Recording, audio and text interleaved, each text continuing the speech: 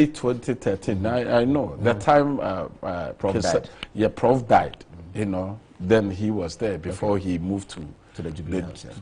To the Jubilee House. So he called. Then he said that... so you met him? I met him. That I was busy because I was going to... I was going to see my workers and how they was. So you didn't come to Accra to see him? I didn't. I said to him, you just call me. So... you mean please. He spoke to you directly on the phone? No, he let somebody called me, you know, and I said to him, please, kindly tell him. So I was shocked. I said, me, President Mahama, want to talk to me about what? He said, yes, you are invited to the castle to meet him. Then he gave the time, blah, blah, blah. And I said, but now I'm on the way to my workplace, my company, Summer Boy. So the place I am, I cannot come. Then he said, okay, can I talk? Wait, hold on. Then I hold. Then he said that if you don't come on Friday, then you have to meet the president on Sunday in Tamale. And I said, okay. So in Tamale, I took one of airline. Then I flew to Tamale. Then I saw him. The time I reached there, all my company documents and everything was there. Was in front of the president? It's in front of him. You know, so that type of relative was there, and there was a guy. Beblo Latte, then National Security Coordinator. Yes, was there, and then his brother. Which brother? Peter Mahama was there. Peter, yeah. And the one they look alike, Alfred, yeah. Alfred Mahama was there, and some few people was there. Then he asked me, young man, how did you get all this money? I have all your documents. And I said, how did you get all this money? Yeah. Because all my documents. So he said, tell me the truth. And I said, I have nothing to hide. You know, for you to be small or big, you know, you have to work. So my work, the job that I do is a mining. I have a legitimate concession called Hansel and Akunta mining. So this is my document, and I have expatriates that they also work for me, and yeah. So he started opening. So he asked me, okay, tell me about mining. So I told him mining is not a bad thing. Every country need a mining. If you have a resources, you need it to develop here, but you have to regularize it or make a good policy for it. But to me, I have a legitimate lances they have signed for me. This is my lances. So he see everything through. Then he said, oh, this guy, you are too smart. Because that time I was making about $1 million a day. So if you go that again. I don't believe that. That's why I said you said go to PMMC. You are making $1 million a day from mining. From mining. So what do? You put the gold and you sell it abroad through PMMC? No. What the money that you send, the money have to come back. That the money you send, the money will have to send the money to where? If you send the gold. You send the gold, yes, and then the money have to come back. Yes. So I told him that, Mr. President, do you understand about inflation? Do you understand it? We are the people. We are the kingpin of the inflation. Okay. So the point you're making is that the miners are the core people who determine inflation. The business people. Yes. Whether inflation is going to be high or low. So is determined by these people. Yes, because of the money I'm making. If you touch me, the Ghana economy will hit. So he touched me on the June 2013 June. How did this conversation end before he touched you? This Tamale conversation, how did it end? He told me that, young man, you are too intelligent. I want you to come to NDC to support me. And then I said to him, you're speaking on the national platform. President Mahama I'm saying maybe because listening, the time, or his people are listening. Listen, the time you have to be sure that what you're saying is correct. I will never lie. One to me will never lie. And he knows. The time I went there, I went there with now he's a Boson MPP chairman. You know, he was following me that time. Anywhere I go, he's the person. So I went there with him. I went there with him. Where in Tamale did this meeting happen? The residency. Oh, the original minister's residence. Yes, the residency. That's the place. That's where usually the presidents go when they go to Tamale. Yeah. No, he cannot say he didn't meet me. He cannot. No, but did he tell you that you should come and support the NDC? Oh, yes, of course. It's normal. It's normal to tell the businessman if he have money, you know, to say, come and support me. Okay. So what did you say to that before the meeting ended? I said to him, to me, I see politics as a religion, the place I come from. You know, even if you have money, you know, even if you have power and you have money and you don't belong to MPP, you know, it's very dangerous. So to me, Mr. President, I don't want to say, and that time when I look at my pocket, you know, I have money, so I'm brave, you know, to tell him that no, you know. So after that. So the conversation ended how? Yes, after that. It ended like, okay, still. The way, so he asked me, how can I employ everybody? How can you, Chairman Wuntu? No, how can he, President Mahama, employ everybody for Ghanaians to benefit from this mining? Yeah, how can we also stop the galamsey? Then I he raised galamsey with you at that time. Yes, he said galamsey, and I said I'm not galamsey. He said they brought the letter that you are galamsey, and I said no, I'm not galamsey. This is my document, and check from your people that it said Mark Hammond. Mike Hammer, yeah, the minister, who signed my document, and I said, listen, this is your minister, so call him to find out. So no, I'm not galamsey because the people don't know. That is why they are. It's a large scale, the same as Anglo Gold. And Mr. President, you are large scale. Miner. I was large scale. I'm always a large scale. Okay. Even now, I have something called lithium. And stuff. I have 9 large-scale companies in Ghana, but I just don't. Let's come back to how the conversation ended. So he said what? Employment. He was talking about employment. Yeah. So I said to him, immediately you touch me. When did he say he was going to touch you? Yes. You said he was talking about employment. They said they brought you for me to stop you. That you are galamsey. Yes. This is exactly this. They said they brought you for me to stop you. So convince me. And I said, Mr. President, if you touch me, immediately you touch me, I have about 5,000 workers to 6,000. Immediately, I will go home and I won't do anything. And also, it will affect the people. Precisely, the GDP we are talking about, and it will hit the inflation. Yes, the inflation will hit it. And then he said that. You sure? And I said, but the government having opened a company before, ever since from Kwame Nkrumah time. Just name it. I just want to see.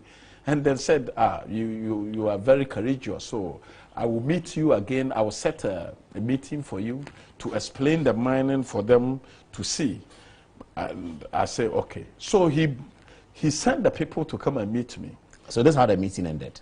Yeah, this is how. That he will reconvene another meeting. Yes. And then so he convened. So that time, Nusa Fuseni was a minister. Was a minister. Then I had a call from one of his allies that they are going to attack your companies. So I called Nusa Fuseni, and I said, Mr. Minister, this is the information I'm having that. The president is sending some people to go and attack my company. Please, I'm begging you. I'm begging you. That time, Paul. That is, you know, when I was a child, like 17 years, my mom died when I was 17. That time, my mom was 38 years when he died. You know, next year's about 25 years, something like that. And when I say, when you ask me what is your bad day, is the day my mom died and the day former President Mahama destroyed my company. You know, he took my company like a Rambo style. You know, I was having about 500 excavators. They seized it, 500 is an interesting figure these days. Yes. 500 excavators. Yes, they seize it because... So when you got the call, back to get the storyline well, when you got the call from, and you called Inusa Hussein. I called Inusa Hussein. And told him that you have heard they want to attack you. Yes. What did he say? Did he assure you that is not true? He said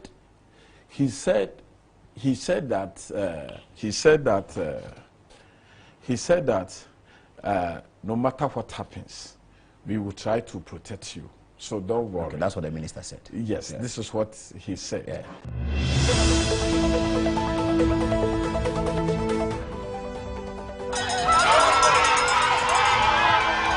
Tonight, nurses' strike spreads wide and the effect is being felt all over the country. It's getting bad, but the messages from politicians is not helping either. Whilst the Deputy Minister of Finance says there is no money and that if the nurses get paid, the economy will tumble, the Health Minister says ignore the striking nurses, bring back the retired ones. Some of these retired ones worked their life all together for public hospitals and they retired to a paltry pension that virtually punishes them for saving Ghana. Now, the Health Minister says bring them back. But why do politicians speak like that? There is never a shortage of money when it comes to politicians, whether it's about MP's car loan or anything for the presidency. Over the last few years, we have given over 149 million each year to the dysfunctional OSP.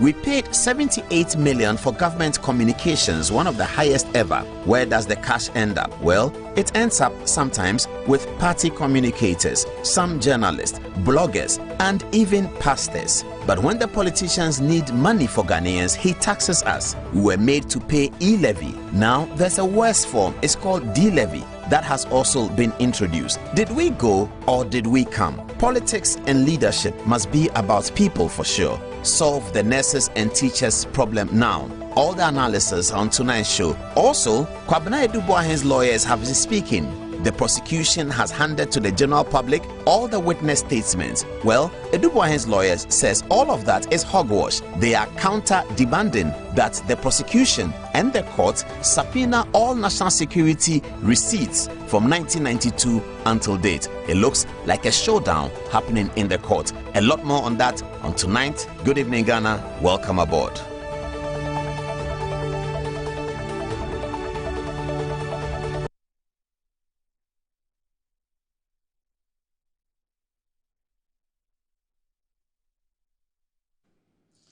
Hello, good evening. Welcome to another edition of the show. Our time was taken by watching Senegal dissipate the Three Lions of England. 3-1 the final score. Senegal, the West African soccer giants, beat England at Wembley 3-1 today. The commentator kept saying that England has never lost to an African team, but today they did. They were beaten 3-1 by Senegal. What do we have tonight? Our first stop is certainly the big story. The nurses story is our first stop, but let's get on the touch screen and let's understand our responsibility to discharge our media work tonight.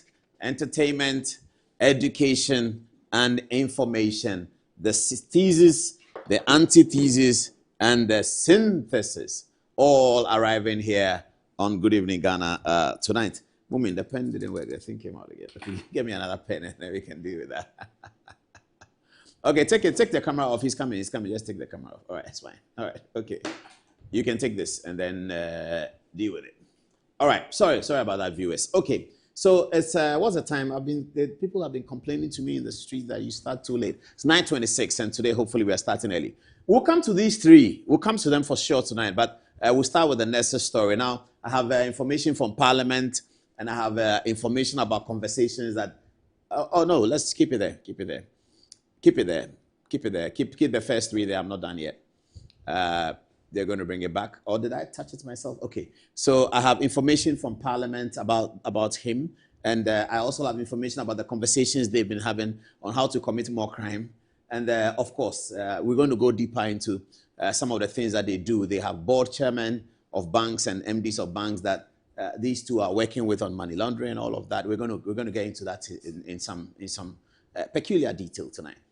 This one is an avowed blackmailer from Parliament, and tonight we're going to put questions to the leadership of Parliament, the 9th Parliament of the 4th Republic. Do they contain these things? The other day I remember when Black Rasta, when he was working on Taxi Driver, said something about Parliament. Parliament quickly called him and said that it has come to the attention of Parliament. I am wondering whether it has come to the attention of Parliament that one of them is a self-confessed blackmailer with a video.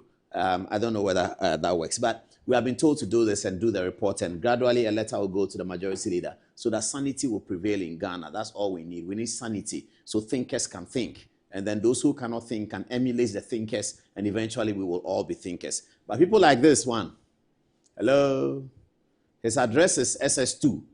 He's called Mr. Sansadeli SS2. SS2. That's all. That was it. That was the end. So yeah. We'll get to the details. Tonight, though, and also, Kwabena Edubuahin, are they going to put it there?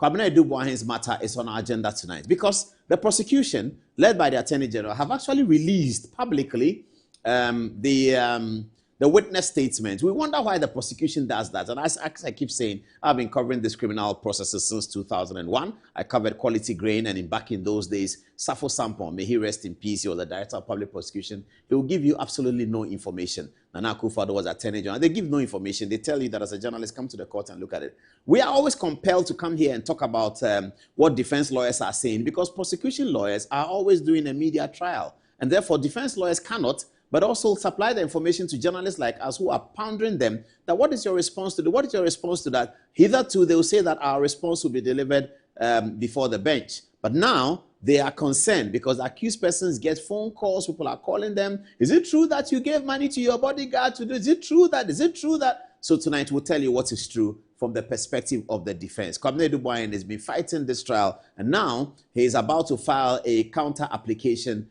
to subpoena the records of national security because the prosecution is going to spread out national security operational accounts in the court, in the public view. I don't know whether the judge is going to conduct that in camera, but they're going to spread the account with the signature of Joshua Treme. May he rest in peace, who was the National Security Coordinator of the day. The prosecution wants to show that X amount of money came to Kwabena Edubuahin's BNC and that it was misapplied. But if it was misapplied, who has to say it was misapplied? Is it the prosecution who were not his bosses? Is it his current bosses that he has, which is Osman Razak, who is also his current boss? Actually, that's Kwabena Edubuahin's current boss. His current boss is the National Security Coordinator. He's there right now. He's never been said to be part of the prosecution. No statement has come which is being relied upon something that the National Security Coordinator said. Under Kwabena Edubuahin's former regime, there was a National Security Minister, Albert Kandapa, and then there was a National Security Coordinator. Those will be his bosses. No statement has come from the prosecution indicating that this came from your bosses, that you spent the money wrongly. He insists that the way he spent the money was according to plan, not his plan, but the plan of national security. We're going to get into those details tonight at 9:30, 30 minutes past the top of the hour. It's time now to look at the national, the health, the nurses issue. So if you can bring our two nurses in and then we can have the conversation. This was the first statement that came out today after we heard that the government was in touch with nurses and sorting it out so that we'll have a controlled, well-controlled environment. So there's always these negotiations that occur when government is in a tussle with organized labor and et cetera, et cetera. But this was the first one that came out. It says that the full implementation of nurses' demands will add 2 billion to the country's budgeted expenditure. Deputy Minister of Finance. That's what he said today. So he's telling us that in June of 2025. I'm not sure what he wants us to do because if it is true, and I believe him, if it is true, then this information should have been available to the government of the National Democratic Congress during the transition period, because that's what really transitions are about. At the transition, you will be told that there's an agreement that is going to happen, and that agreement will generate X amount of debt for the government that needs to be paid. So he's saying that now. Well, many people were arguing on this on all the platforms, and I was watching the Presec platform, I was watching the Disadel platform and the Accra Academy platform, and the conversation now, these platforms are of people who are between the ages of 42 and maybe 55, I think. And in the conversation, everyone was asking that, is that a cul-de-sac? Is he indicating a cul-de-sac? Is he indicating the end of a conversation? Because is he saying that the government says they cannot do it? They cannot. It will not happen. Is that really what he's saying? We're not so sure whether what he's saying, but that was the conversation. But it appears that that's what he's saying. That, I mean, can government really say that to to organized labor, to tell organized labor in the form of nurses that, hey, the money you want is too much? When it is not it's not a request. The money that the nurses want is not a request. It is arising as a result of a negotiation. Negotiations occurred, and that's why that money has come to that level. Whatever they are asking for, which they will be telling us in the studio in a minute, it's as a result of negotiation. It's not a request. So negotiations with government, and the government is a continuum. Government is a continuum. So the government of the NPP and the government of the NDC are all the government of Ghana. So government is a continuum. So the NPP government concludes a certain agreement with nurses. The NDC government is obliged to extend it, implement it, unless they can renegotiate with the nurses. And the nurses said that we are not about to renegotiate. Questions have been asked that why is it taking so long? It's taking so long because there was a court case about it, which court case was eliminated sometime in January. So this was very worrying. Then came the health minister, whose point was even more worrying. The health minister's point was even more. No, what did he say? Let's put what he said first, and then we can have the video. The health minister said that the conditions as required, not this one, where he talked about extra retired nurses coming, but let me read this as well. It says, the conditions as requested were not captured in the budget, and implementing it now will throw the economy off. The gains of the gold board, was it captured in the budget? Honorable Health Minister, the Honorable Mita Akando, the gains that the government has made with the gold board, was it captured in the budget? Or why are you turning it upside down? Okay. It wasn't captured in the budget, but you have told the people of Ghana that as a result of your ingenuity, can you change this? It's going to disturb viewers' eyesight. Can you make it straight? Sorry about that. In the mind of Ghanaians, you have told Ghanaians that, okay, I'll keep this. You've told Ghanaians that the gold board made gains that you were not expecting. All of us have been excited by the significant gains of the Ghanaian cedi against international currencies. The government has taken credit for that. So that was not expected. You've told us that has happened. And then you come and tell us that, oh, this one was not part of the budget. What are governments supposed to do? Governments are supposed to solve problems. If there's a disaster today, would you tell us that it's out of budget so the people whose homes have been flooded should stay in the water? Government doesn't talk like that. Government doesn't tell labor people that what you're asking for is not in the budget. Doesn't mean that you cannot do it. And then the minister comes later on and says that we should get retired nurses. And all over social media, it was just a funny joke. These days of AI, people created so many things. Let's take this camera and see whether we can see it well. Look at what people put on social. I'm sure this was created by AI. But look at what people put on social media. They are saying that you say we should bring in retired nurses. Okay, these are the retired nurses. How are they going to do the work? Nursing is for people who are fully fit, who can walk around the ward and engage with patients. Yes, the intellectual is very important. So such nurses who are retired can always give intellectual support. But you don't call them in when there's a strike.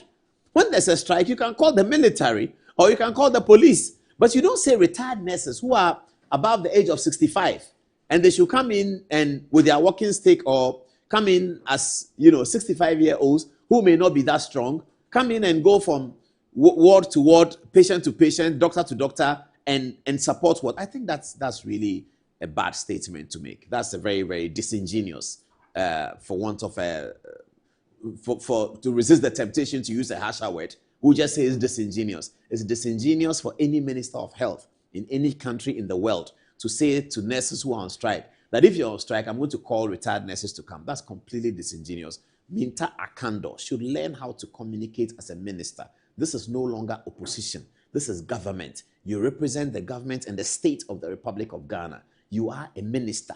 What comes out of your mouth is what has come out of all the mouth of Ghanaians. You represent a cabinet led by John Dramani Mahama. You have to be careful the kinds of things you say. How do you tell the general public that if the nurses are on strike, bring retired nurses? What kind of, are you Idi Amin? Idi Amin is always to talk like that. Idi Amin, we all grew up laughing at him. Idi Amin talks like that. And then, it says, go and do this, won't do that, go and do this, won't do that. Idi Amin talks anyhow.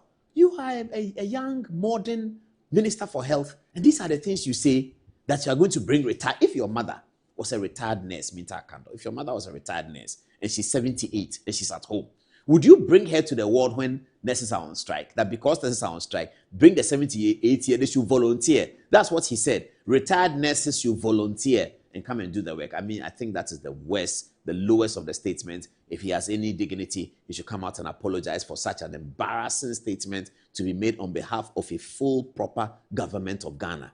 that the Minister for Health says that I'm going to bring retired nurses, just get retired because the nurses are on strike. I think that's very, very unfortunate. But we'll get there. All right. Now, let's see the guy who sits in Amsterdam. Is it Amsterdam or Denmark? He is Mr. Happiness. He put some video up that was also on the platforms that was quite trending quite a bit. So I decided to share with you. So let's see that video from I don't know his name, Kofi something, Kofi Ghana or something like that. Yes. Okay. Have a look at this video. Minta Akando, Health Minister Ghana. And then who news say who catch registered nurses and midwives for me say their demand no, there is no space in the budget for it. A gross disrespect. I didn't hear. More win election December. More core transition. See the previous government, mamu everything that was happening under them. Timu say no money registered nurses and midwives for no agreement, even though we implementing. And mu say mu ye. And the agreement nenye favorable to more mobile power now. I was saying money registered nurses renegotiate and sana we ready budget. But Esan say mun respected the nurses in Tino. Mun ready budget. And I'm too or demand in the and when your guts catch wrong, we say there is no space in the budget for them. Until the retired nurses and the midwives, retired nurses and midwives, Mamu Kojuma, Kwabnam in Tankando, were disrespected the profession of nurses and the midwives of Ghana, including the President John Dramani Mahama. Because 1st July, Oma Tiska said National Day of Prayer. Omo organizing a so far conform, Abedna Somo Bompire Magana. Because said be almost started Somo Bompire Magana. Then it's Ghana. Everyday corruption. Yes, about time. Aquaman Probi Hospital. Nurses ni wonti apama muso munkofi. Mo pese mo ye na nkrofu hu ansa na mabeka say Ghana nurses ni abadayo mu trimu ye din say ni. Oh, as a health minister, obi a from who say educated, classroom educated. Ka also hu nyansa wo. Na wo ka tro mo say ye pamucho. Mo demand no. Previous government ni den egitumba won implement it. Yes, you buy na economy ni ye. Enti na yamfa budget mba ye pamucho. Mu demand no mama next year ye be yamamu at least can who twan tropa finance kakra to na twan trowe na oba be ka tell me say there is no space in the budget unim so excess nurses. His Excellency John Dramani Mama adia health minister we enye woni nurses for nkasa na say o mu demand no kwata kra na obenya mo nyamo mamu nya na disaster nsiga na nkrofo nwu ansan o Mamu yena nkrofu once and mabeka na mabeye say nurses leaders ni forget about the politics. Lives are at stake. Ti moon to me meet demands ni kra. Moon to me meet a little.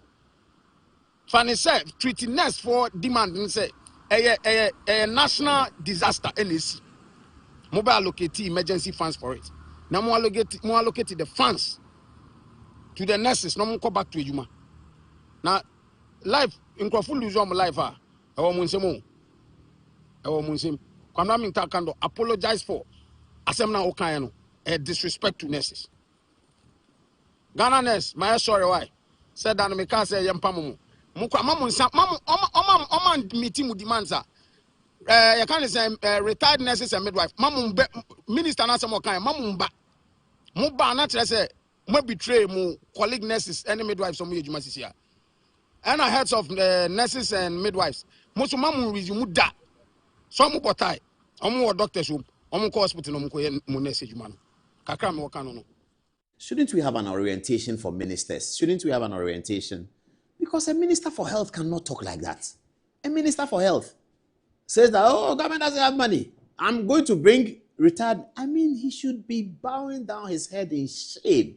Total and absolute shame. The president, the vice president, the chief of staff should be reprimanding him tonight. And this is not the first. Look at what he did at Tamale Airport. Go there shouting on doctors, just shouting on them, do that, do that. You think because of politics you can shout on people? What does Minta Akando think politics mean? He doesn't understand that politics is service to people. Minta Akando, he doesn't get it. That politics is service to people. That politics is that he has become a boss, or a boss over who? If we are all going to work at a private company, would they select him as a boss over anybody? That's what he should be asking himself. That's why they call it a privilege. It's a privilege to serve because you, Mr. Akando, if we are all going to Unilever, they will not select you ahead of anybody. They will not. But you are a politician. We respect you for that. You have gone into the woods and told people to vote in a certain way, and they have listened to you. So we respect you for that. So when you become a minister of health, you have to understand that you are minister of health as a privilege. You are not clever more than anybody. And you are not. You, Mr. Akando, you are not. Don't bring yourself. Because you are health minister, you are not clever more than anybody. Minta Akando, you are not clever more than anyone anywhere. Because you are a politician. So we respect politicians because they lead the country. But don't abuse that respect and talk anyhow to people. Some of those nurses are better educated than you. Some of those nurses has paid more taxes than you can ever pay. You, Minta Akando, how much taxes have you paid in your life to the Ghanaian GRA? How much taxes have you paid? Some of those nurses that you are talking anyhow about, you, Mr. Akando, they have paid more taxes than you will ever pay. You stand up, you become minister, and you think that that's the end of the world? Mr. Akando, you think that's the end of the world? Because of what the world has become? Because politics has become so bad? No, take your time, calm down, and know that some of those people are very, very useful to Ghana. Even the amount of taxes they've paid. Some of them have educated 4 children. All the children are doctors. Some of them are single mothers. They've educated 4 children to go through Kolebu Medical School. They have 4 doctors. And you, Minta Akando, you go to Kolebu and shout on specialists because you are the minister. My goodness, that's so bad. Very, very bad. And I hope that President Mahama, this doesn't represent President Mahama's style. We all know President Mahama. This doesn't represent his style. Minta Akando, be very careful. Don't embarrass the president. He has given you an opportunity to serve. That's really what it is called, opportunity to serve. When the president was commissioning them, I was looking for the video. It took us too long, so I left it. Maybe I'll put it on social media. When the president was commissioning his first batch of ministers, including Minta Akando, if you remember, viewers, he said, watch how you talk because now you are ministers. That's what the president said. He was trying to draw a line between the campaign season and the working season. When we come to talk about Mr. Ansansadeli, I'll tell you something about campaign, difference between campaign and difference between managing the government. President Mahama said, you guys that I'm commissioner, Blackwell was there, you, Minta Akando, you were there, Sam George was there, Omani Boama was there. President Mahama told you, now that you have become ministers, learn and watch how you talk. Minta Akando didn't learn anything. He learned nothing. In any other country, tonight he would have tendered his resignation. Any other country, tonight he would have tendered his resignation. Maybe President Mahama will have mercy on him, but I hope they reprimand him. And when I hear him talk again tomorrow, I'm expecting to see a change in demeanor. His very, very demeanor and how he communicates must be worked upon. Don't they have people who train ministers for orientation? And if they don't have anybody, I'm here. They should hire me. I charge X millions for 30 minutes. I will tell them how to talk to Ghanaian people. Based on the constitutional provisions that sovereignty relies in the people of Ghana. Do they even read the constitution at all? These are our people. Do they read it? The constitution, the fundamental thing said there first, that sovereignty. Sovereignty is the highest authority. That's what sovereignty means. Sovereignty means the highest authority in the land. It says sovereignty relies in the people of Ghana. It is for them. It is held on behalf of them by the government that is elected by them. Then you get elected, you become Minister of Health, and then you are talking anyhow to anyone. Minta Akando. Now, I'm going to play you Minta Akando again. This is Minta Akando speaking in opposition, speaking for nurses, speaking for health workers, as he was ranking member for the Committee on Health. Today, the ranking member for Committee of Health wanted to make a statement. The first deputy speaker said, you cannot make that statement. I've never heard some before. I've never had a situation where there's a nurses strike. The ranking member of parliament wants to make a statement and the speaker says you cannot make that statement. I'll be showing you that video. That's what they reported to us, that the speaker says he can't talk. I'm not sure what conversations they had before then, but this is what they reported to us. And the responsibility of this government has become legendary. And so I think that when it comes to matters of health, the government must move with alacrity, because it borders on the lives of the people. I am not going into the merits and the demerits of why they are going on strike at the moment. But any reasonable government will engage them and then plead with them whilst they are even at the negotiation table. to go back to their hospitals or their facilities. And so, as a matter of urgency, I believe that government must respond to their call and make sure that these health workers are back to the hospital, because already we have a lot of challenges at the health facilities. They are leaving, in fact, they are fleeing from this country because of the economic conditions we find ourselves in. Now, when they take their salaries, they cannot buy anything with it. And so, in a matter of between 2021 to 2023, we have lost not less than 69,000 health workers in this country. And so today, if you go to the facilities, if you go to the hospitals, you wait for hours, because there's hopelessness in the system, because there's so much hardship in the system. And that is what government must be responding to. And so for me, the Constitution guarantees every citizen the right to health care. And so they must respond to the needs of the lab people. That was Minta Akando speaking in opposition. Why, do they take us for granted? Why? What's the problem? They think that we don't know what we're about? So you speak in opposition like this so that you win power, and then you win power and you tell the nurses that we don't have money for you. That your thing you're asking for. It will cost us 2 billion. We don't have money. We don't have money. You don't have money for what? Nurses. But are nurses not a more integral part of the society than minister? Nurses. If there's no minister, the president can do the minister's work. A deputy minister can do the minister's work. Another person can do the minister's work. Nurses, you have to go through training. You don't need training to be minister. Nobody needs a training to be minister. There's no school that trains ministers. So ministers can be done away with. In fact, in any case, under the Constitution, the only minister that the president is obliged to name is under Article 88. You can check. It's only in Article 88 that a minister has to be definitely named by the president. That is to say, it's only under Article 88 that the president cannot assume that responsibility of that minister, because the Constitution identifies. The Constitution doesn't identify a minister for finance. The Constitution doesn't identify a minister for trade. It does not identify a minister for... That is why one president can have 100 ministers and John Mahama can have 60 ministers. If I become president, I have 20 ministers, because it's just the way I name them is the way it doesn't matter. So ministers are not, they can be shifted. But the nurses, they are giving injection to children. They are doing polio immunization in the communities. They are the cheap compounds. They are helping Ghanaians to live. When you see traffic, people going to work every day in traffic, say thank you to the nurses. Now, if the nurses are not there, go and look at the traffic situation. It will reduce because people are sick. They go to Kolebu, they have to go to lab, they have to pass here. Everything is health workers. You, Minister of Health, if you are not in Ghana for 2 months, we will not even know. When you travel and you are spending taxpayers' money and buying business class tickets that some ministers couldn't buy in private life, they become minister, they can buy business class tickets because the taxpayer is buying it for them. That's when they can buy business class, when the taxpayer is paying for it. And then you will not humble yourself and notice that you are in a privileged position to serve. You don't even notice it, that you are in a privileged position to serve. What happened to Ghana? Our former ministers were not like that. Do you remember Mrs. Brookman Emisa? For those of you who are my age, do you remember Brookman Emisa? Do you remember Major Courage Koshiga? These were health ministers who know how to talk and know how to respect people, not Minta Akando. He must be ashamed of himself. A health minister talks like this, that I'll go and bring back. Oh my goodness. He should go and read the platforms. On the Presec platform, he should go and read it. What people were saying about him. You should go and read that this other one was brutal. You should go and read it and see how Ghanaians are angry with him. When we give you a privileged position, this is what you come and do.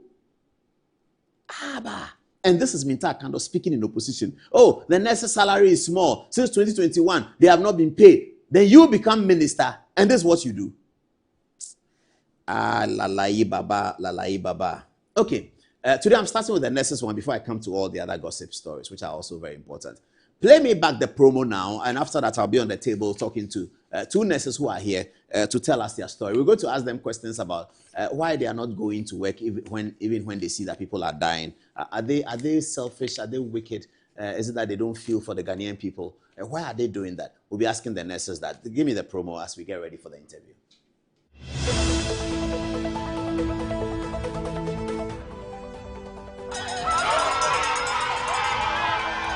Tonight, nurses' strike spreads wide and the effect is being felt all over the country.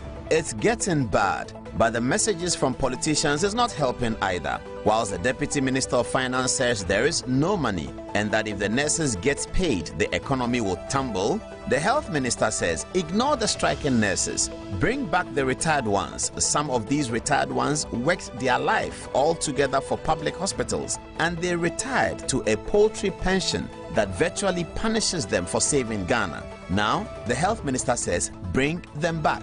But why do politicians speak like that? There is never a shortage of money when it comes to politicians, whether it's about MP's car loan or anything for the presidency. Over the last few years, we have given over 149 million each year to the dysfunctional OSP. We paid 78 million for government communications, one of the highest ever. Where does the cash end up? Well, it ends up sometimes with party communicators, some journalists, bloggers, and even pastors. But when the politicians need money for Ghanaians, he taxes us. We were made to pay e-levy. Now there's a worse form. It's called D-levy. That has also been introduced. Did we go or did we come? Politics and leadership must be about people for sure. Solve the nurses and teachers problem now. All the analysis on tonight's show. Also, Kwabena Edubuahen's lawyers have been speaking. The prosecution has handed to the general public all the witness statements. Well, Edubuahen's lawyers says all of that is hogwash. They are counter-demanding that the prosecution and the court subpoena all national security receipts from 1992 until date. It looks like a showdown happening in the court. A lot more on that on tonight. Good evening, Ghana. Welcome aboard.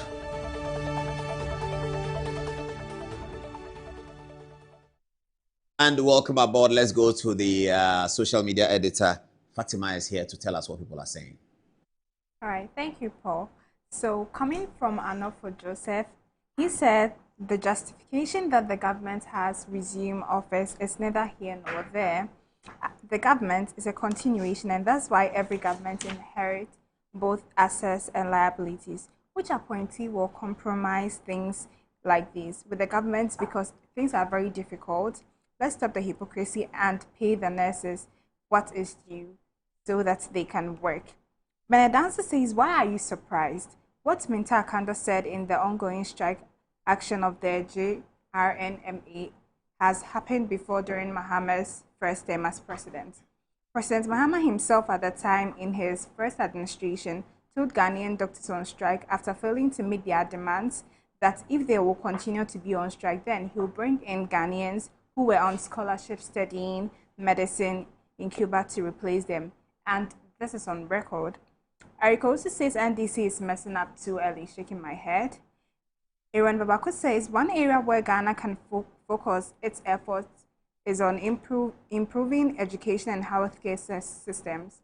Access to quality education and healthcare services is essential for unlocking the full potential of the country's human capital, of the country's productivity. By investing in these sectors and ensuring that every Ghanaian has access to quality education and healthcare, the country can create a more equitable society and empower its citizens to lead fulfilling lives.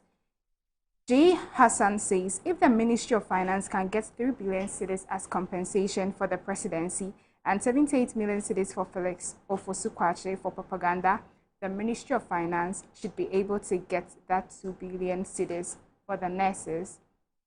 YPW says, is government having money to pay Kwame Minta's salary? He's even uneducated on top. Gertrude comes to say, if you appoint a dining hall prefect as a health minister, these are the things you will hear. And lastly, coming from Abna Gifty, she says, this NDC government is not serious. Paul, come and see how my auntie, who is a retired nurse, have what the minister said. Her question was whether they will be coming or going. Now back to you, Paul. All right, thank you very much. Let's now get to the conversation. So I have with me Jefferson and Prosper, who are both in the studio to help us understand what is happening. Let's start with you, Jefferson. Were you in the meeting yesterday with the minister and the government officials? Sure. What happened at the meeting? Okay, so we had a meeting at the Ministry of Health, and it was led by the Commissioner of Fair Wages and Salary Commission. And all CEOs of the teaching hospitals were there including their health, human relation directors were there. The Director General Ghana Health Service was there, including the HR of Ghana Health Service. All directors of Ministry of Health was there. So at the meeting, we started, I think, 11:20. It was supposed to actually start at 11. Started at 11:20. The proposal of government was that kindly they can sign a document for us, but they can only implement it in 2026. Next year. And it became, we saw it as really, we are not being treated as the essential workers Ghanaians have been telling us, and seems that we are not essential. Because if we've had a condition of service that has been lagging from 2024, and you tell me you are going to implement it in 2026, 2026 May, that condition of service we are talking about has expired. How does it expire? I don't understand that. Every 2 years, you renegotiate. You negotiate the condition of service. Oh, so if you were in that condition of service now, yes, you still have a negotiation to do next year, a year from now, exactly, to make it better. To make it better. So, I see. So if you tell me that that I should have been enjoying since last year July, and you need to implement it 2026, are you making me better off, or you are making me worse off? And so we said no. We went, the proposal, our first initial proposal was we need an implementation now. We need approval from Ministry of Finance now, because our members are really suffering at the villages. They are suffering at Kolebu. They are suffering all over Ghana. We live like we are in prison in Ghana. Suffering here. From what? Suffering from psychological stress out of poverty. Is the proposal asking for more salary? No. What is the average salary of the nurse? Average salary of a nurse, very shameful to say. I'm sorry, but if you can very say shameful.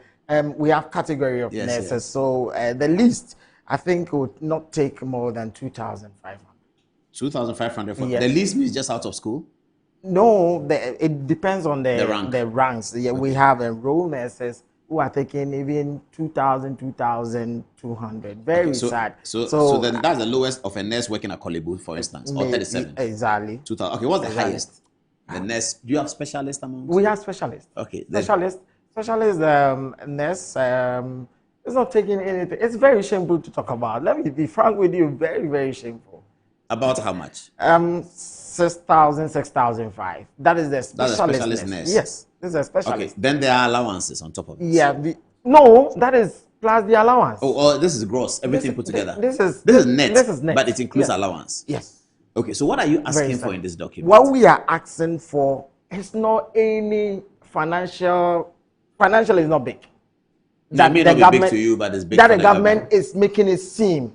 Okay. I always say that, you see, you might win the social media war, but the reality is at the hospital. That is it. You might seek to put things out there, get media people or journalists to push some agenda for you, but the reality people are feeling is at Gabusu. It is at Kolebu. It is at Tumu. It is at Jamestown, where people are not getting the services. We are saying that we have Workman's Compensation Act. It is already an act. Enforce it for nurses, because this retired nurses. Why is it not being enforced for nurses? It's not being enforced.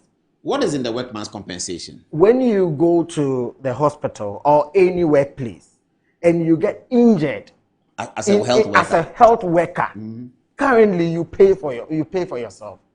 No, I don't understand. That's it. But during COVID, I didn't hear. No, they didn't pay. COVID, they didn't pay. People who even had COVID. So COVID, they announced it, but they didn't pay. They didn't pay. Even allowances that were due nurses, they didn't pay. Under the COVID. Oh. It still hasn't been paid. If I tell you nurses are living in prison in Ghana, were the doctors paid, for instance? That's a side question. I would not willing to go in that. There. But they enjoy. So you are saying that if I'm a nurse and I go to 37, yes, and I take a syringe and I'm preparing the syringe, know, and then I hear my boss come in and I turn and look at him and I choke myself accidentally. Yes. And the other nurse told, look, this one you need tetanus injection. Yeah, sure. I pay for it. You pay for it. We have. I can't go to the next room and say, Charlie, give me tetanus injection. No. And then they can write it as tetanus injection given to nurse Paula Dumotri. No. You have to pay for it. We have nurses riding motorbikes, going to the interiors to give injection to kids who have accidents. The association needed to take care of them. Nobody takes care of that. We are saying that enforce it. It is already an act. It is there. Okay, so that's not money. That's not money. But eventually it's money, but it's not money to be given to you for your pocket. We are saying and that. you all not get injured at the same time. So it's like an insurance of sorts. That's it. Yeah. That's the fact. We said that there's something, people are living in Accra, Kumasi, Takoradi, enjoying light, good water, good roads. We have section of us at the villages where they are not privileged to all these things that we enjoy. At least give them a token. Money. Yes. 5% of the 2,000 I'm talking about is so that the nurse in a remote area will earn more than the nurse in the... Not more. Only 5% of whatever that the person is earning. Yes, 5%. Or so if you are in rural area and I'm in Accra, we are earning 2,500. The rural area we're 2,500 plus 5% of 2,000. Plus 5% because of the disadvantaged nature of where this is not going for every nurse. And it's also helped nurses to easily accept. Oh my God. We are rather thinking about the country because it is very difficult to push a newly qualified nurse who haven't seen life to the village. And you tell the person that... Especially if they're not from there. They are not from there. They don't have houses. They will need to... And they will be there 1 year, 2 years without salary. Why? That is the system. If I tell you... What system? We have people kindly working, even in Kolebu, 6 months, 7 months, not paid. So if they are not paid, do they draw on some allowance? No, nothing. The rotation nurses, the minister called them to come and work. When we threatened to go on strike, they have not been paid for 12 months now. What is rotation nurse? Nurses who have qualified and they are doing service. In our training, like national service. In our training, that is part of the work. You need to be trained on the job. So they've not quite finished. They have finished school. So they are doing practicals. Then they'll go back and get their graduation. In other profession, you call it national service. Okay. But we call it rotation. So other people doing national service, they have received their money long. Rotation is not being paid. 12 months now. They have even finished the service staying at home. They've not been paid. And you are calling them to... So they are more even angrier than us. At least for us. Okay, let's do the politics that people are doing against you. You said you had this problem since 2024. Because you're afraid of Akufo-Addo, you didn't do strike. Or maybe because you like MPP, you didn't do strike. As soon as MPP is booted out of power, giddy, you are bearing your teeth to the opponent because this is not your favorite political party. Why haven't you been on strike since 2024, if you say the matter was 2024? You see, I want to say, I will give the chronology of what things that happened, but I want to say this. I find it very difficult to understand when you tell me that currently I sit here, I am hungry, I need food to eat, and you are telling me that somebody else should come and direct me that it is time for you to go and eat, or you are hungry, go and eat. I see it as so demeaning that somebody said something. I don't get it. I am. Oh, hold it. Let me take a break. I like that shot. Let me take a break because I know it's past 10. If I don't take the break, they'll fire me. So let me just take the break, viewers. Today we have a lot. Also coming is a Hajj, a conversation on Hajj. We read on the phone that people are dying at Hajj and all. It's quite shocking. We wanted to understand it. So we brought somebody from Parliament who is a member of the Hajj situation in Parliament. He's going to tell us what is the truth about what's happening in Hajj. We'll get to the nurses when we come back from the break. Maybe Fatu will give us a few messages. Later on, we'll go to Mr. Sansadeli and Miss Sansadeli. We'll talk about them tonight. I'll be right back.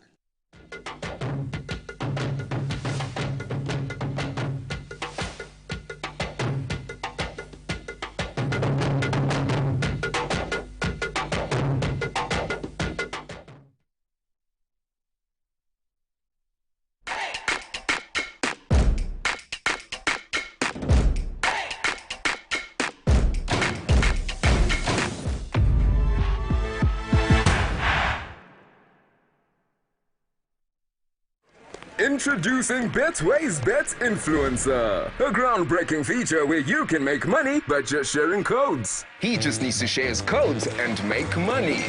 The more his codes are used, the more money he makes. Oh yes. So, what are you waiting for? Anyone can be a bet influencer. Share your codes and make money. Bet Influencer, another world first from Betway. This advert has been approved by the Gaming Commission of Ghana. Betway, get way more.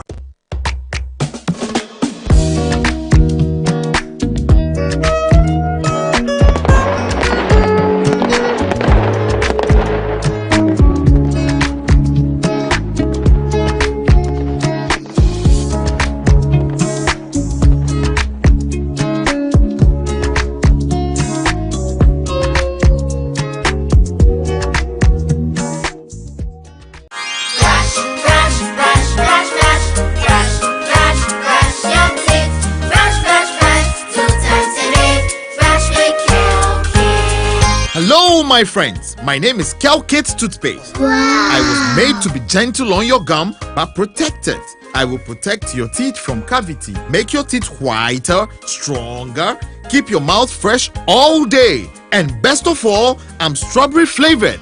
So put on a smile and try me. That's amazing. Just try me. That's my job. If you say so, jump on my brush.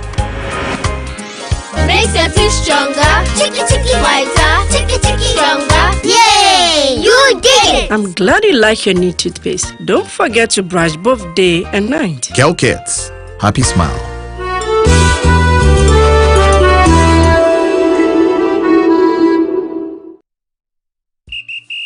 After this fufu and pepper soup, I go score goals like them the dash points.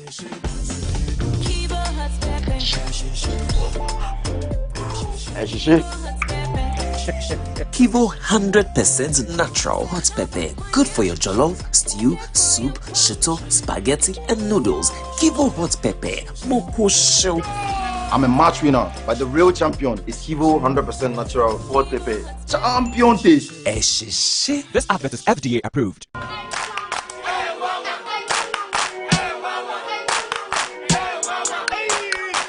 Cratchy, unemu bua unkoisha Dr. Ban uye denwa. Oh, Missy Yamfan come and me burua. Mami do buro. Don't ya tell me ko bra. Mumi Yamfan ko Dr. Ban ho. Dr. Ban o ya de. Bra, se ban no mpemu adwuma sasabro slow Dr. Ban o ye. Say ni me kwada meka. Oh no mpemu nimdi ono na ye expect nya zanfo no. O akra any kumasi no mpemu expect yen kan kire wo.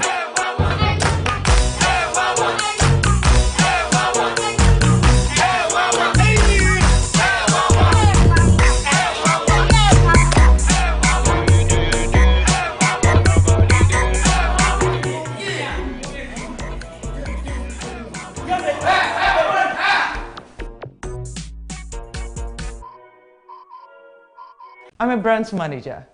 Of course, I accept only quality and affordable printed souvenirs for my promotional campaigns. I'm the head of academic affairs of a very important institution in Ghana. Of course, we only deal with quality, reliable printing companies for our institution's printing materials. I'm talking about appointed time printing. Appointed Time Printings. We take pride in our extensive print scope that transform your ideas into captivating visual masterpieces. We delve into the core objectives and vision of each print project. Precision printing is at the heart of our printing process as we meet your tight deadlines. Our rigorous inspection, color verification, and overall printing excellence are assured. 20 years of printing excellence. It's always a pleasure working with you to create a vibrant, dazzling printing experience that gives you a masterpiece. Appointed Time Printing, your world of quality and affordable printing.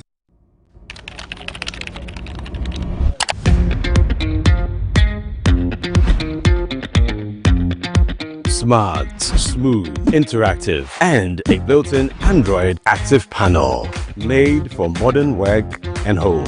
For corporate clients and university students, enjoy top-quality 10th generation Toshiba laptops built for performance, power, clarity, and speed, all in one desktop. At Mycom JA Computers, get a laptop for as low as 1,000 Ghana cedis. All products are imported from the USA with a 1-year warranty. Visit MyComJA Computers today and elevate your tech. Playing for your country, easy. Scoring, easy. Avoiding injuries, easy. Winning, easy. But you know what be easy now? Kivo 4-in-1 Gary mix. Easy. It gets everything inside. Gary, creamer, sugar, roasted granules. Just add water, then sharp my soakings make ready. Taste and energy, made easy. I'm a match winner, but the real champion is Kivo 4-in-1 Gary mix. Champion taste. This advert is FDA approved. Yes, next. Hey, Nadia Benson, Me didn't tum. Mr. Friend, Calico, just call me cockroach. Now, Mr. Friend, me once now. Hey, that's you. Improve car. Yeah. Captain was key to double the action.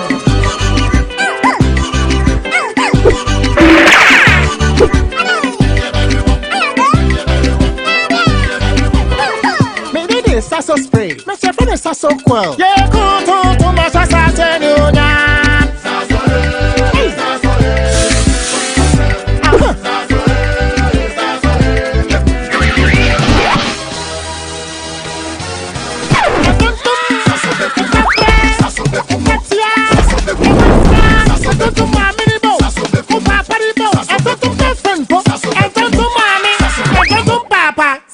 Come tum preko.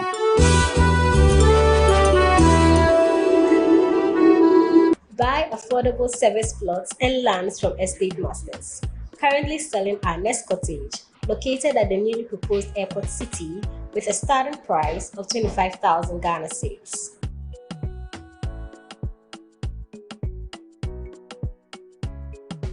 We also have Palm Hills, located at Panfukuro in the Gomwa East District, also with a starting price of 15,000 Ghana cedis.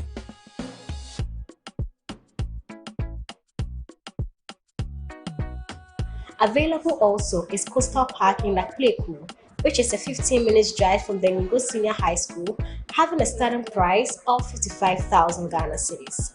You will receive a free site plan with indenture once you successfully purchase a land from us. For any enquiries, contact the numbers provided. Estate Masters, your most preferred estate partner.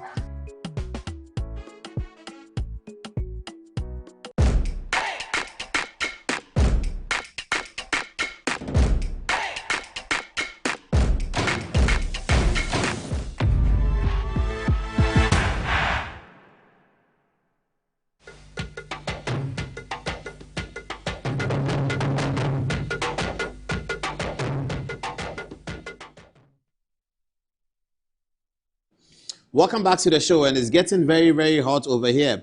Samuel Brian Boabin sends a message. He says, Apostle Paul, I'm not surprised. This is what happens when you hand a sensitive position like Minister for Health to someone whose only job experience before entering politics was being a dining hall prefect. That's what he said at the vetting. That was his only job experience, that he had been a dining hall prefect. What crime has Ghana committed to deserve this? Thank you. Thank God, Joaboso Anthony Fauci. Oh, that's too harsh. Okay. Anthony Fauci is the Commissioner for Health in America, some position like that. During the COVID, he was very instrumental. Says, thank God, Minta Akando wasn't our health minister during the COVID-19 pandemic. Ghana was spared that looming disaster. Posterity will judge the Akufo-Addo-led MPP government favorably. That's from Samuel Brian Boabing. Okay, another message comes. It says that Minta Akando became this way the moment we looked on while he went on rampage at Tamale, sacking the resident doctor. Now, do we see where he's going with the health professionals? That is most terrible and very, very embarrassing. Okay, another one says, from Parliament, the law, as in the standing orders, is when there is any matter that is of public importance. A member of Parliament can stand on his feet and raise the matter for consequential orders in accordance with Order 93 of the Standing Orders of Parliament. Speaker, I herefore has suddenly become, well, blah, blah, blah. All right. So there's a lot over this one. George Koliklote, I've seen your message. I salute you, sir. Thank you very much for always encouraging me in that way. Koliklote, George, has always been encouraging me. Fati, what are people saying? The Rabiu lecturer says the GRNMA is done negotiating. The CBA has been signed and sealed and needed implementation. Nothing more, nothing less. The next window for negotiation is in May 2026. The collective bargaining agreement for COS is negotiated, agreed, signed, and implemented every 2 years. The current one was done in 2024, so 2026 will make it 2 years. Accepting the government's proposal to implement in 2026 means nurses and midwives will not get their COS for the whole 2 years after finalizing the 2024 CBA. The Minister of Health is being too political about everything, and I doubt he will survive it. What is shocking is for government to say there is no space for government budgets for the nurses, the larger workforce of your country's healthcare system. Who does that? Okay, let's come back to you. And the viewers, just so that you know, Mr. Prosper here was the one in the center of the story this morning when you heard that police had gone to arrest one of the leaders of the nurses. You'll be giving us the details about that arrest as we get on in the interview. He's in the studio today. Quite a lot to talk about. Let's get back to you, Prosper. The question on the table was, why didn't you do this, your strike during Akufo-Addo's era, if you say that this was agreed upon in 23-24? You're giving us the chronology of events. Tell us. Much, but I will want to reiterate that we are not politicians, we are professionals, we are nurses. No politician can tell us that go to government and take what is due you. Nobody. 2020, 3 months to election, we went on strike for 3 solid days. For now, 3 years? We met for 3 solid days, 3 days. 3 days on strike in 2020, yes. Yeah, sure, we did. Near the election. Exactly. Until you got what the government wanted. Exactly. The government did what you wanted. Exactly. That time where we see people, no, we do not do political collaboration when it is about our demand. So nobody should go there. And we finished our conditions of service and it was signed, sealed in May 2024. May 2024? Yes. To be implemented when? Right there? No. 1st July 2024. Okay, that was the implementation. To be implemented a few months down the line? Yes, 2 months. 1st July 2024. Exactly. Okay. Exactly. So it was 1 month interval. 2 days to the implementation, we received a notice from some section of nurses. I think they were 88 or something. They said that the conditions of service that the association have gone to sign with the government, it is too small. You don't need it. The monetary part is very, it is not enough for the work we do as nurses. So we sat down, we made them understand that, you see, this condition of service, after you have negotiated and signed, you cannot review it. You cannot go back for renegotiation until 1 year into the implementation. Who was asking for renegotiation? Our members, okay. Some portion of the nurses. Oh, one of the groups of the nurses. Wanted to renegotiate with the government. Exactly. To do it better. They wanted more. To do it better, yes. Okay. They wanted more. Okay. Yes. And we said that it has already been signed. So then let us move into implementation. After 1 year, the Labour Act indicates that you can go for renegotiation. Or even after the 2 years, we will better it off. They didn't agree. I think they were led by lawyer Vomawo. Oliver. Yes, Oliver. And it was injuncted. So they went to court with an injunction on the agreement. On the agreement. So government couldn't implement it. We went to court back and forth, and the judge advised that we should settle it ADR. They came with a proposal. I will be very frank here. The association, the leadership of that association requested GRNMA to pay 1 million Ghana cedis. To who? For the leaders. To that is 10 billion for the leaders. Then I understand. Pay money to the leaders of the association. That group, that 88 group, the leadership of that group who have sent the issue to court. Oh, those who sued you, that's minor, the smaller group. Yes, the exactly. subset of the governance association. Exactly. They wanted 1 million cedis for their leadership. For themselves. For them to withdraw from court. Exactly. And pay them, the leaders. Exactly. 1 million cedis. I'll be frank with you. I don't understand that. That's it. How would you call the money? What's the money for? How do you designate it? Is it a bribe? Said that they will calm down. And the firm, the law put that firm. in writing? Yes, we have it. The law firm was also requesting 300,000. Oliver Vomaho. Yeah, the law firm was requesting 300,000. Was requesting 300,000. The association said that we don't have that money. Where okay, for their legal to cover their legal fees. Their legal fees. So you're asking them to withdraw in an arbitration. They say, okay, we withdraw for 1 million. Yes. And then our lawyer's fees is 300,000. Exactly. Hey, Oliver charges like that. And So we went back to court, and then the court said, no, you can still go and do better, but they should consider. We came back, and the association said, yes. You see, nurses, we are close to 128,000 in Ghana. GRNMA alone is over 100,000. Oh, I see.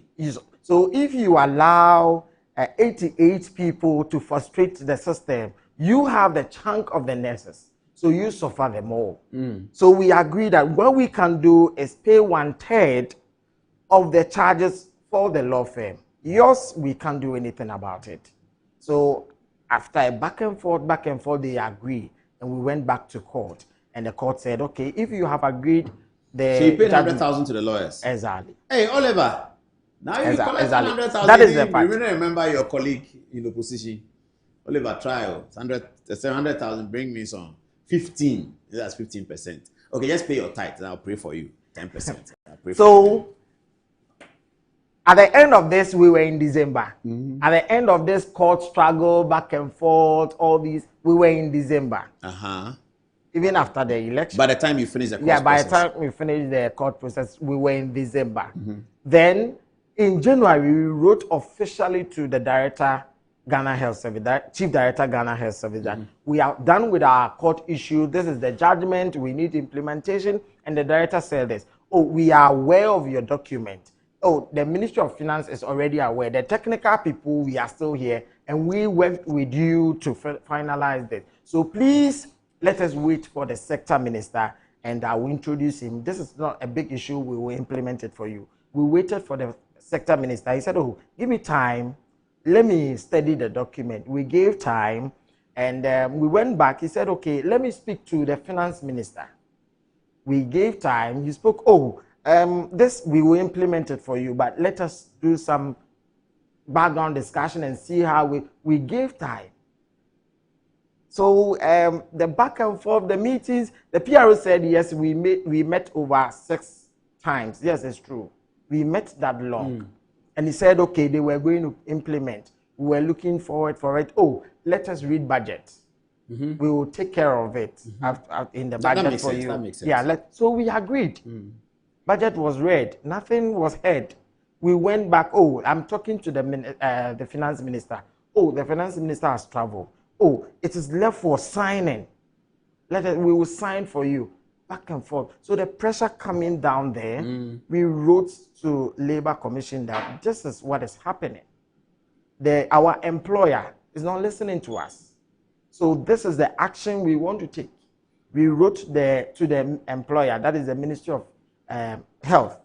We wrote to the CEOs of all the agencies. Director General, we wrote to him that we have these negotiations going on. The Health Ministry, which is our employer, is not seeking to do the needful because he assured us. And that is the reason why I was sad in yesterday's meeting. The assurance was that wait for the budget and it will be implemented. Nothing of that sort happened. We wrote up a very generous roadmap in terms of our strike. We had the press conference in 28th May, and the red bands was supposed to happen on 4th of this month.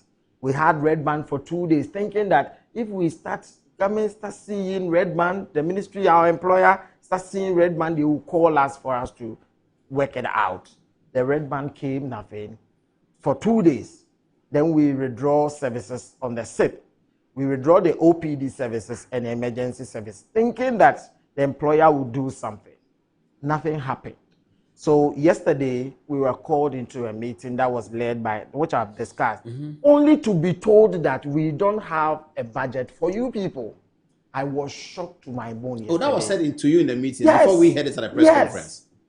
Yes. But they don't. So they don't have money there for what? So we should take the signing and go and tell our members that, oh, it is signed. And it will be implemented when? But for the actual implementation, January 2026. Like, what, like, this kind of...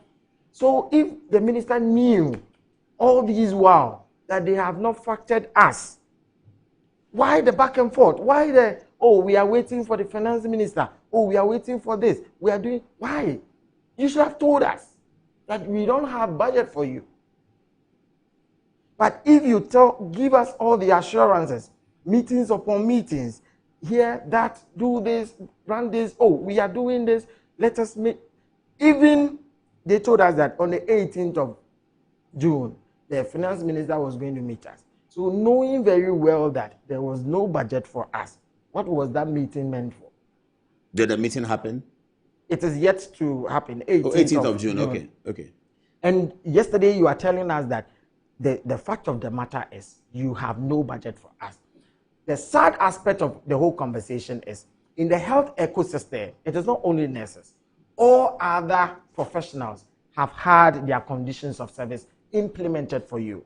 You knew very well that you had this condition of service to be implemented, whether we were at court or not. Mm-hmm. There were two things that could have happened.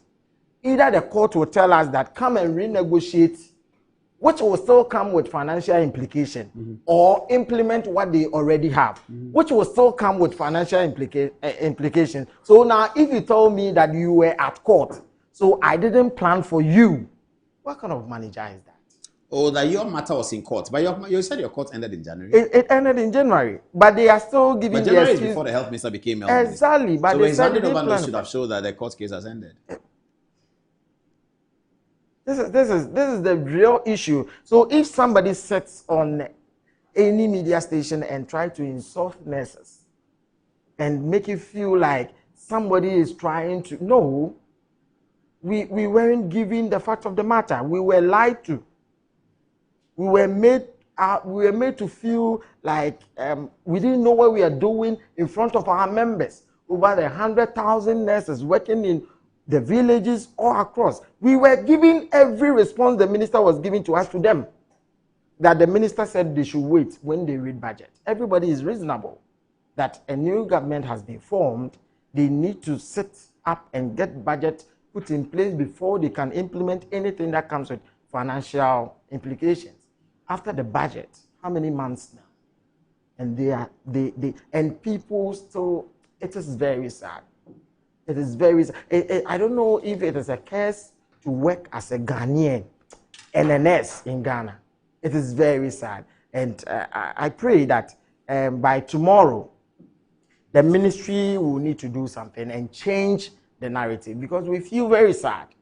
We feel very sad. And today, a whole communication directorate will come out and tell nurses that we do not have money for you. So are we essential workers? That's a question I keep asking myself. Are we regarded as essential workers? If we are regarded as essential workers, can there be something done such that we will be able to return to work? We are very committed to work. We want to do our work. We want to be professionals. We are ready to do. But the commentaries and the propagandas and everybody trying to win the social media war, we are not on the social media to fight anyone or to make it. If you tell me that it is nurses who are, it is people who do not pass their exams that goes to nursing school. Oh, who said that? Somebody said it on one of the media stations. Very sad. I look up to him. People don't pass the exams who become nurses. Yeah, I look up to him as a very astute journalist, but I was very disappointed. But did he pass this? I shock. Journalists that you can even use I'm 3 months. I'm referring to Johnny. I am sorry for you, but people use 3 months to train as journalists. People even follow people and become journalists. Yeah, that's all. And you are telling me a nurse, a qualified, a master's holder, and a PhD student that I didn't pass my exams? What better journalist are you? Johnny Hughes, how many? Johnny Hughes? I don't know. Johnny Hughes. I don't know. People don't pass and they become nurses, and tomorrow you come there for us to treat you. What human being? I've seen it on social media. Everybody saying, what did he say? I mean, it's an embarrassment to the journalism profession. If he really said that. I really asked. I mean, if Johnny Hughes said that, it's completely embarrassing to journalism. I called to tell nurses that they didn't pass exam. But we, the journal, what exam did we pass? 3 months. You can be following people, taking pictures, and then you become a journalist. You can't even do that. And become a journalist. What better school has he gone? I wonder. Johnny Hughes, you embarrassed journalism this morning. Please retract, Johnny Hughes. Tomorrow retract. You're my friend. You know. I saw your photographs from London when NDC took you to London. I think it was a good one. NDC should take a lot of people to London. It will help us, all of us. You know. Since he came, I think it's better, but today was very bad. Johnny Hughes, I beg you, get back to the London standards, the BBC standards. Get that one, okay? I want to communicate that they can win the social media. They can propagate whatever they want to propagate, but the reality is at Rich. The reality.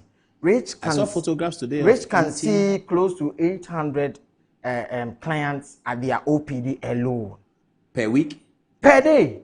Monday, Tuesday. Yes. Monday 800, Tuesday 800. Yes, between Wednesday 800. Yes. Even if it's 600, Monday 600. Tuesday 600. Yes. At Rich Hospital. Yes. Now nurses are on strike.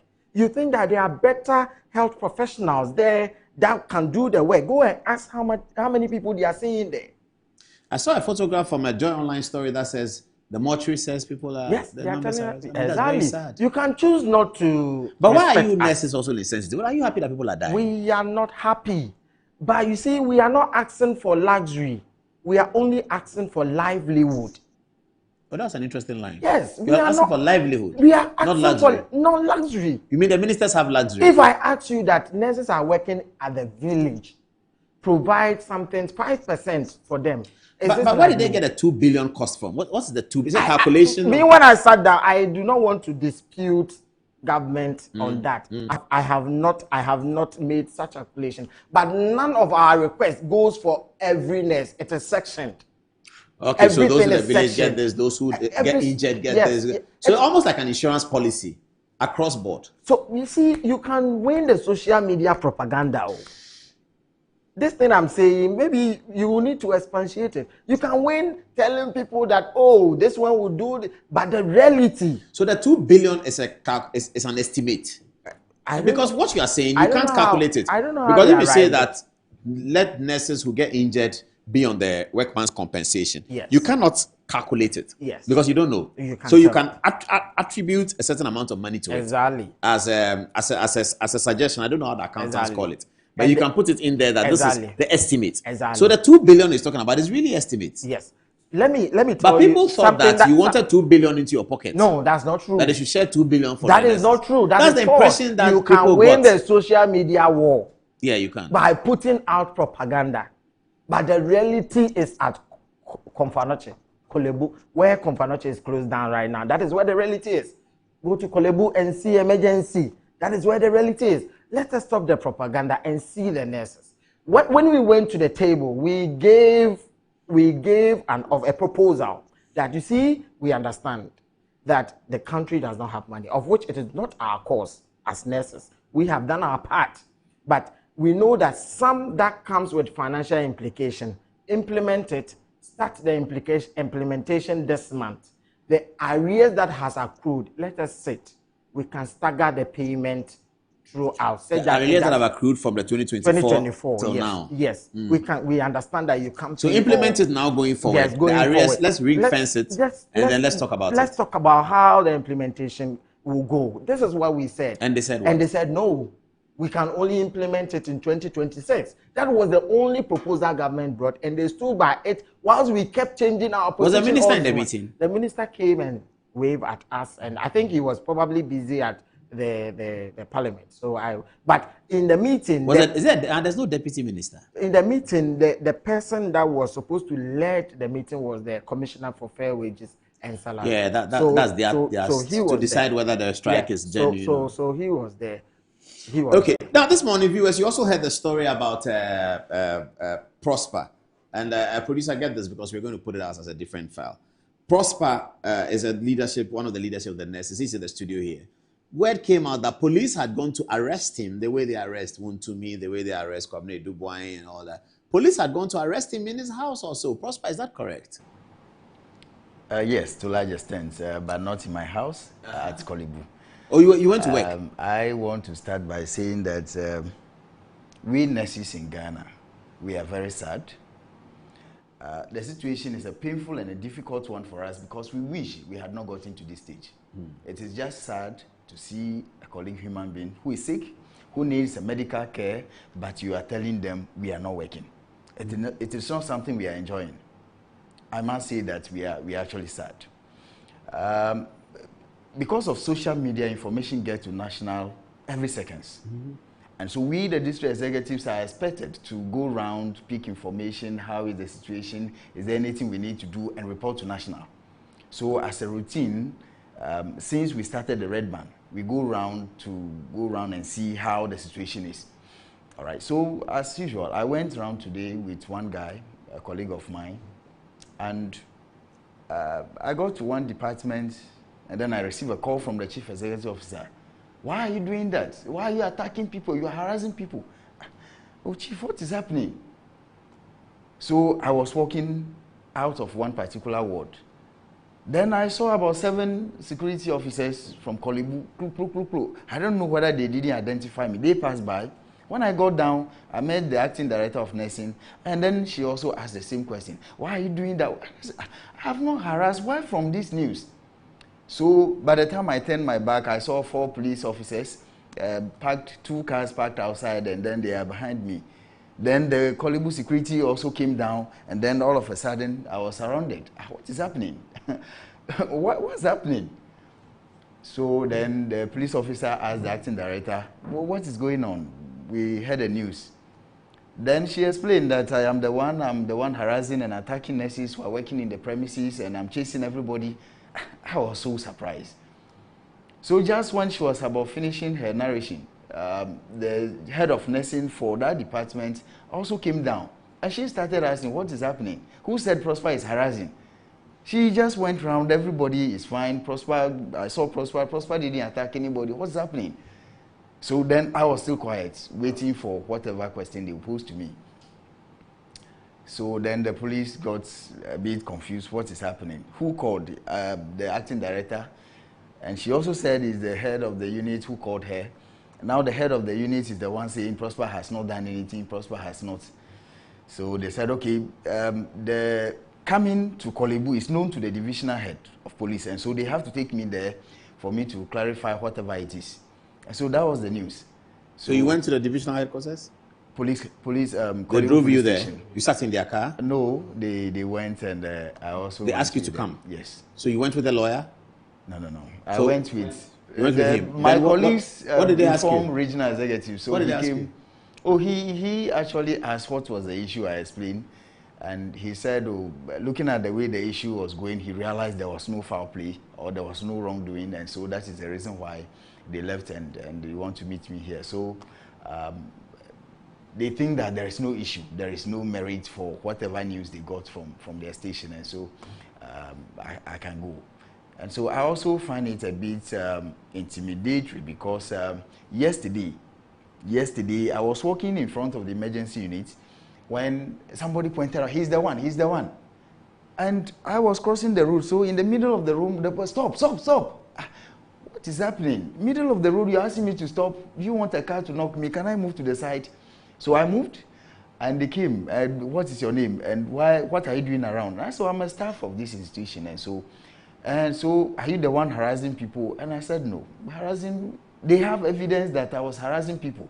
Can I see the evidence? Or if it is not allowed, well, I didn't harass anyone. They left. Just about 2 hours later, the divisional head for Mamprobi came again looking for me. He met me. He wants to know what I'm going around doing. I said, oh, I'm a staff here, so I don't know if...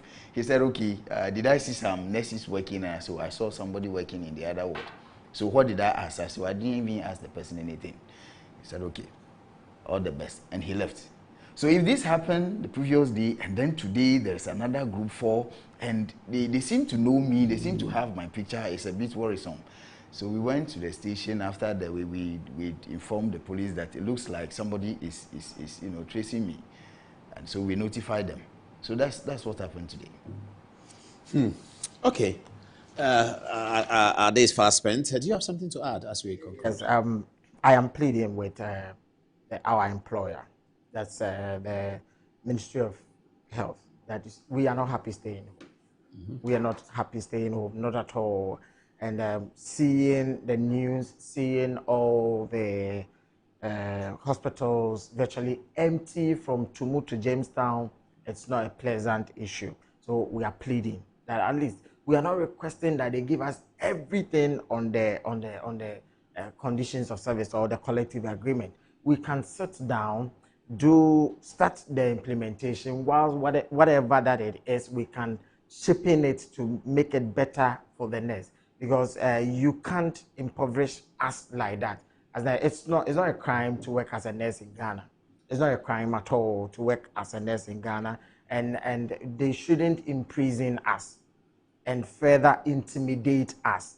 No, it is not. It is not godly of them. We are pleading that the ministry should do something. We are pleading that the Christian Council should find their voice and speak on our behalf. We are pleading that the state agencies, everyone should tell the ministry that enough is enough. Let the nurses come. At least give them something.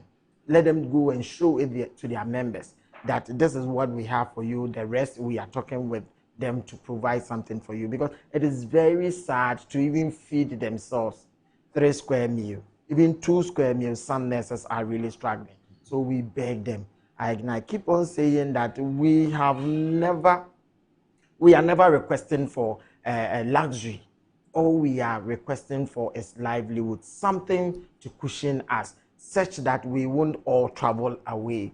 And we love Ghana, we want Ghana to go, and we believe in the government of His Excellency John Dramani Mahama to do Ghana better, in such that we will provide our nursing care to make sure that the nation is healthy. We provide the quality care that every country needs to promote whatever that he needs to do. So we beg. This one here, we beg. We want to come to work tomorrow. So they should tell us something that is very positive and change their position. Thank you very much. Okay, so you want something new tomorrow. All right. So we are breaking the nurses' conversation. On Thursday, if the matter is still raging, we'll bring them back in the studio to talk to us about it. We really hope that this can be resolved. But this is the videos from Parliament when the ranking member on health tried to speak about the matter in Parliament. He was refused, according to him, and then he held his press conference after. Out when we're trying to plead on nurses to go back to work, and also ask government to be reasonable with their posturing towards nurses. What else do you expect from a minority? A reasonable minority. A reasonable minority who are not playing politics. Unlike them, whenever they had opportunity on health, they always played politics. A very reasonable minority here, we understand that nurses, their rights don't have to be breached. We understand the nurses are so right.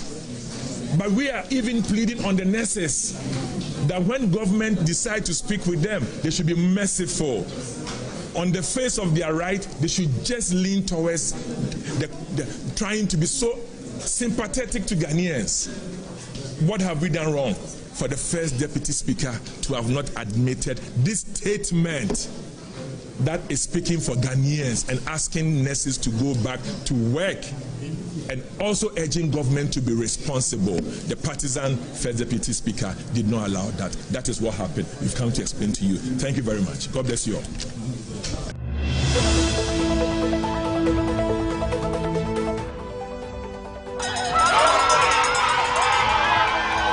Tonight, nurses' strike spreads wide and the effect is being felt all over the country. It's getting bad, but the messages from politicians is not helping either. Whilst the Deputy Minister of Finance says there is no money and that if the nurses get paid, the economy will tumble, the Health Minister says ignore the striking nurses, bring back the retired ones. Some of these retired ones worked their life all together for public hospitals and they retired to a paltry pension that virtually punishes them for saving Ghana. Now, the Health Minister says bring them back.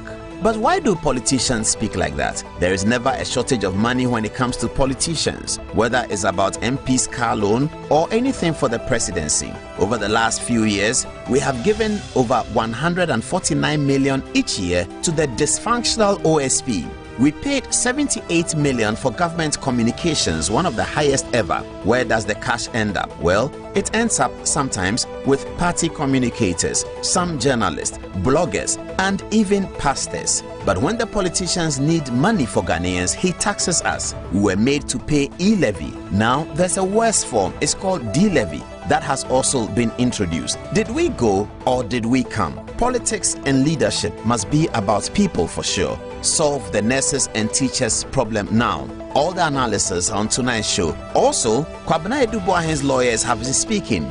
The prosecution has handed to the general public all the witness statements. Well, Edubuahen's lawyers says all of that is hogwash. They are counter-demanding that the prosecution and the court subpoena all national security receipts from 1992 until date. It looks like a showdown happening in the court. A lot more on that on tonight. Good evening, Ghana. Welcome aboard.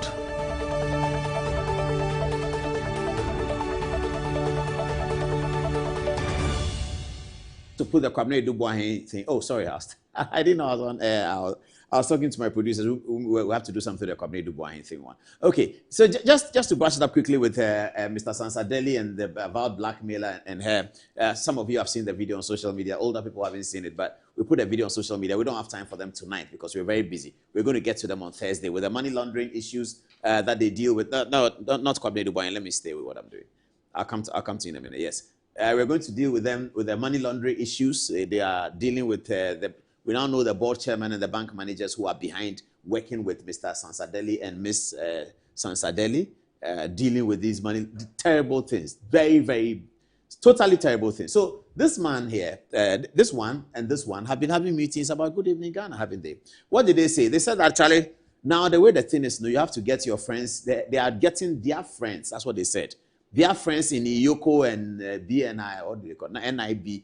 Why the NIB name is not sticking? The BNI was there for too long and it's quite intimidating. And I think we like that. BNI is fearful more than NIB. That's a bank, So, all right. They are telling their friends that they should come and catch me and teach me a lesson. And the Sansadeli here asked that, they asked him that, what should we say? He said, oh, but he was at airport, he was traveling, just take the traveling. And that's very important because I wasn't traveling. I didn't do it. All my board members, as I said, no, I'm not interested. The politics is very bad. And they say, oh, but you're entitled. I say, hey, no, I don't do that. So there's no traveling to look out for. And as airport chairman, I don't travel. I don't do that. The board travels, but I don't go. You can go and check. You see it. The board has traveled. Board chairman didn't go. Board has traveled. Board chairman. Why didn't I go? I told the board, me, I'm a politician. You never know tomorrow. I'm not going to travel for them to go and publish in some Ghana web. Adomatri spends traveling, keke. And before you see, I didn't travel nowhere. Any travel you saw me doing is my own matter. I do that. Recently, I didn't even go and watch the Champions League in Munich because my people told me that don't go. The people, they want to embarrass you. When you come to Kotoka, they will just come and embarrass you. The Kwabena Edubuahen style. Don't travel yet. We'll tell you when to travel. And then today, I was told that Sansadeli and this blackmailer criminal in Parliament are telling their friends in the BNI, Iyoko, that Iyoko catch him and say you are investigating something about airport. Everybody will believe you. That's what they are saying. These two criminals, they can't think, they can't reason. When they have to talk, this man talks like the way he talked. Give me the parliamentary people, their thing. Let me wrap it up here because there's a lot to do. The Hajj interview is coming up with Alhaji. The parliamentary list of people, I'm going to appeal to them very specially, and then I'll go to the A+ video. And the A+ video, Tarek, I want the full one, not the one that we did yesterday, the full one. Okay. My conversations tonight is with the Honorable Mahama Ayariga. Honorable Mahama Ayariga, you are one of the most distinguished politicians of our time. You remember when we started, from your days at Nooks, before you went to the Harvard Institute at Nima, where you used to train people, the one you did with Ramona Tugu, but I can't remember his name now. You used to come to Youth Focus at Choice FM. Since then, and your politics at Boku, and this, from the time you became spokesperson to Professor Mills, before you became Minister for Environment, Minister for Education, you have distinguished yourself. Don't allow A+ to come and spoil your record. You are the leader of the majority in Parliament. Have you not seen a video where this honorable member who is denigrating the image of members of Parliament publicly confessed to have blackmailed a businessman in Ghana. He publicly confessed to have blackmailed a businessman in Ghana. Haven't you heard that? Please, Honorable Afenyomakin, you are the minority leader, so you can't say much, but I want to bring it to your attention as well. Mr. Roxin Dafeamapo, you're a lawyer, and I know that you value your legal profession and your legal practice. As a lawyer, Honorable Roxin, have you not seen a video where this man is confessing to blackmail as a member of parliament? The other day, Black Rasta was talking on radio when he was at Multimedia. And then he said he had a program called Taxi Driver. And then he said something about parliamentarians. Giddy, giddy, giddy. He was hauled to the parliament. He went there with his boss, Marco Krikumanti, former deputy minister. As he then was at the time, he was a managing director of Hits FM. They hauled Black Rasta to the Privileges Committee. That you, Black Rasta, you were sitting now talking about MPs. What the parliament said is that our attention has been drawn to a video. If the Parliament of Ghana says that their attention has not been drawn to the video, I will formally send it to them, because at least I can write. This one, SS2, he cannot write. Me, by the grace of God, I can write. So I will write a letter and send it to the Honorable Mahama Yariga. If the Parliament says they have not seen a member of Parliament admitting to blackmail in a video, this is the same political moron of a member of Parliament who went to write things about Attorney General and later said that his something was hacked. You see, they are small minds. They don't understand that formal work is different from informal work. They don't seem to understand that. That opposition, you can say anything. But when you become a member of parliament, you cannot talk sheepishly like that. You put up a post and then you say that, okay, what if I say that? Like the answers are daily rubbish. Or what if I say that my account has been hacked? That's what he said.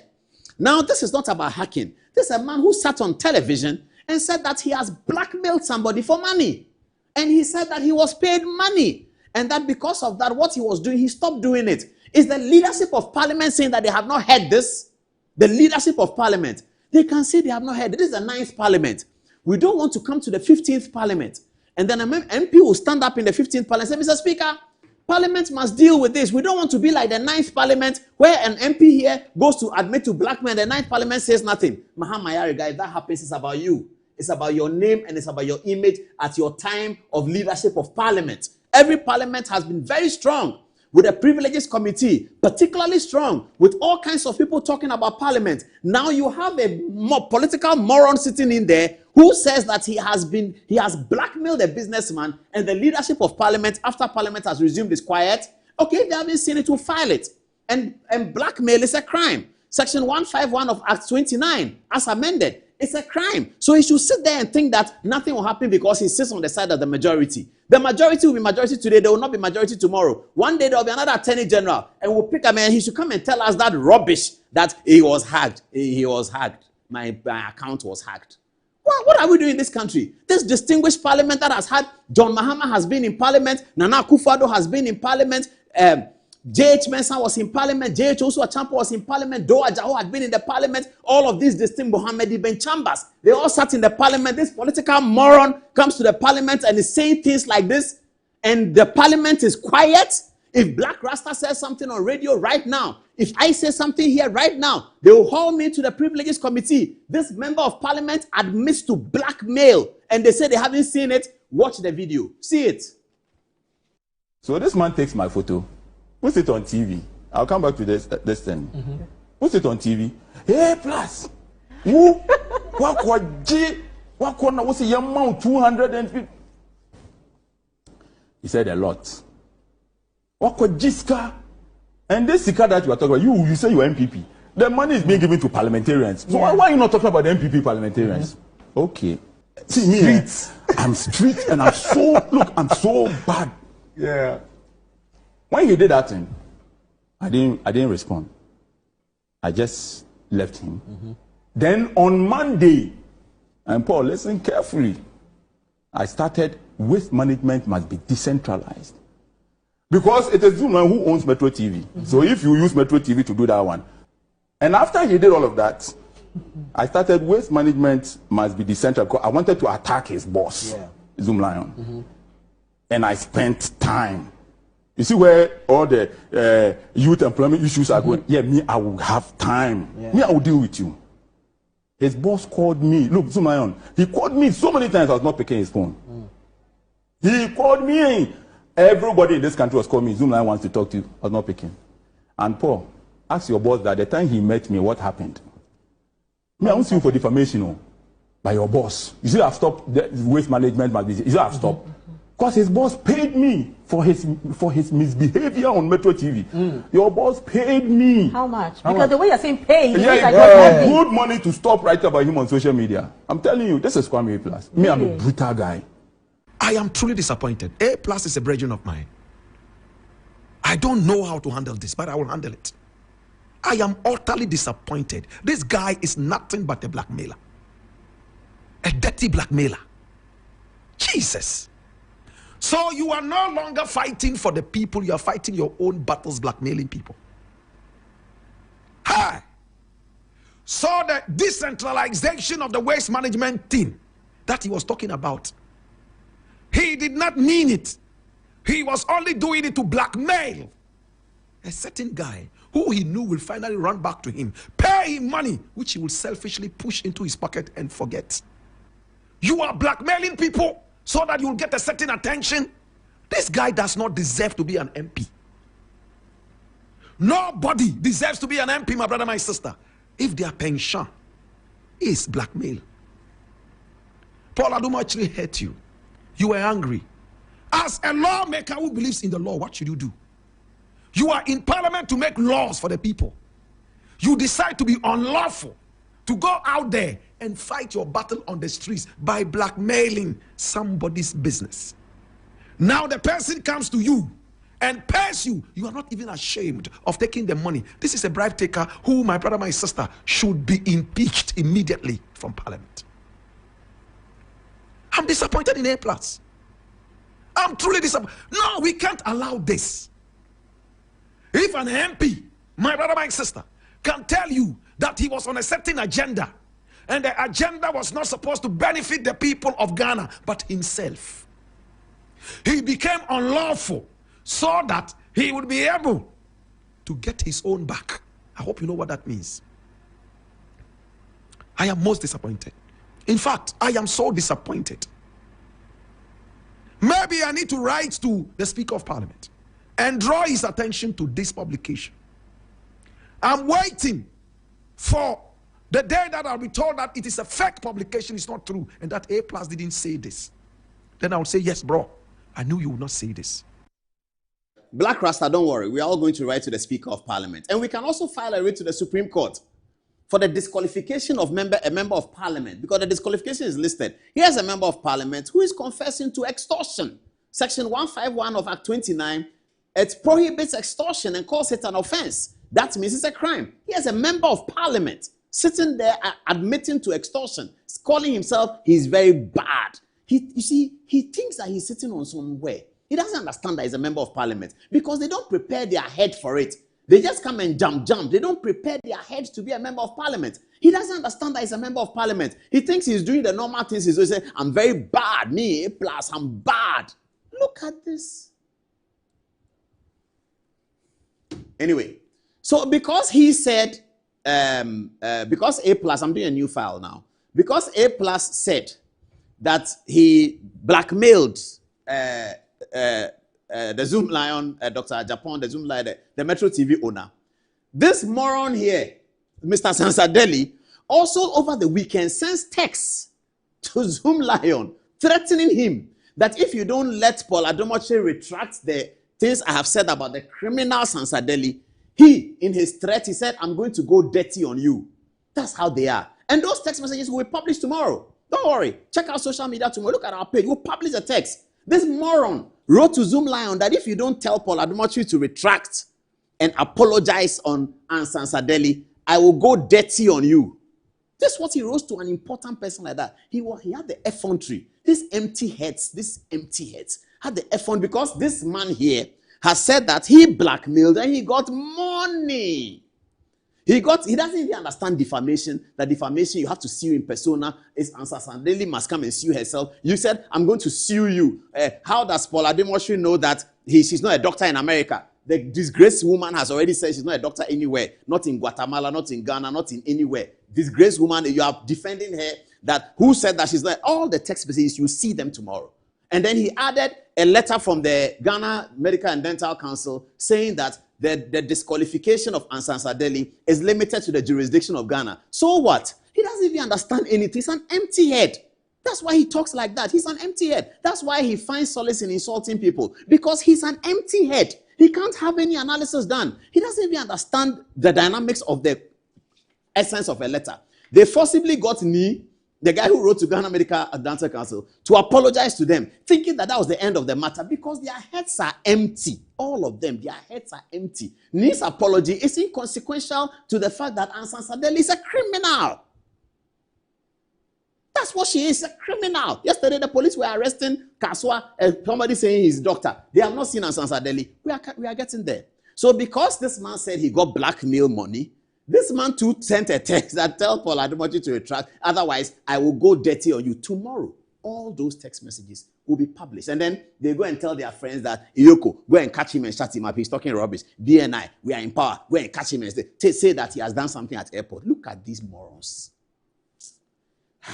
Anyway, let's go and have the Hajj conversation, and then we'll take it from there. We'll put our Community Dubois information on social media, and Thursday we'll deal with it extensively here.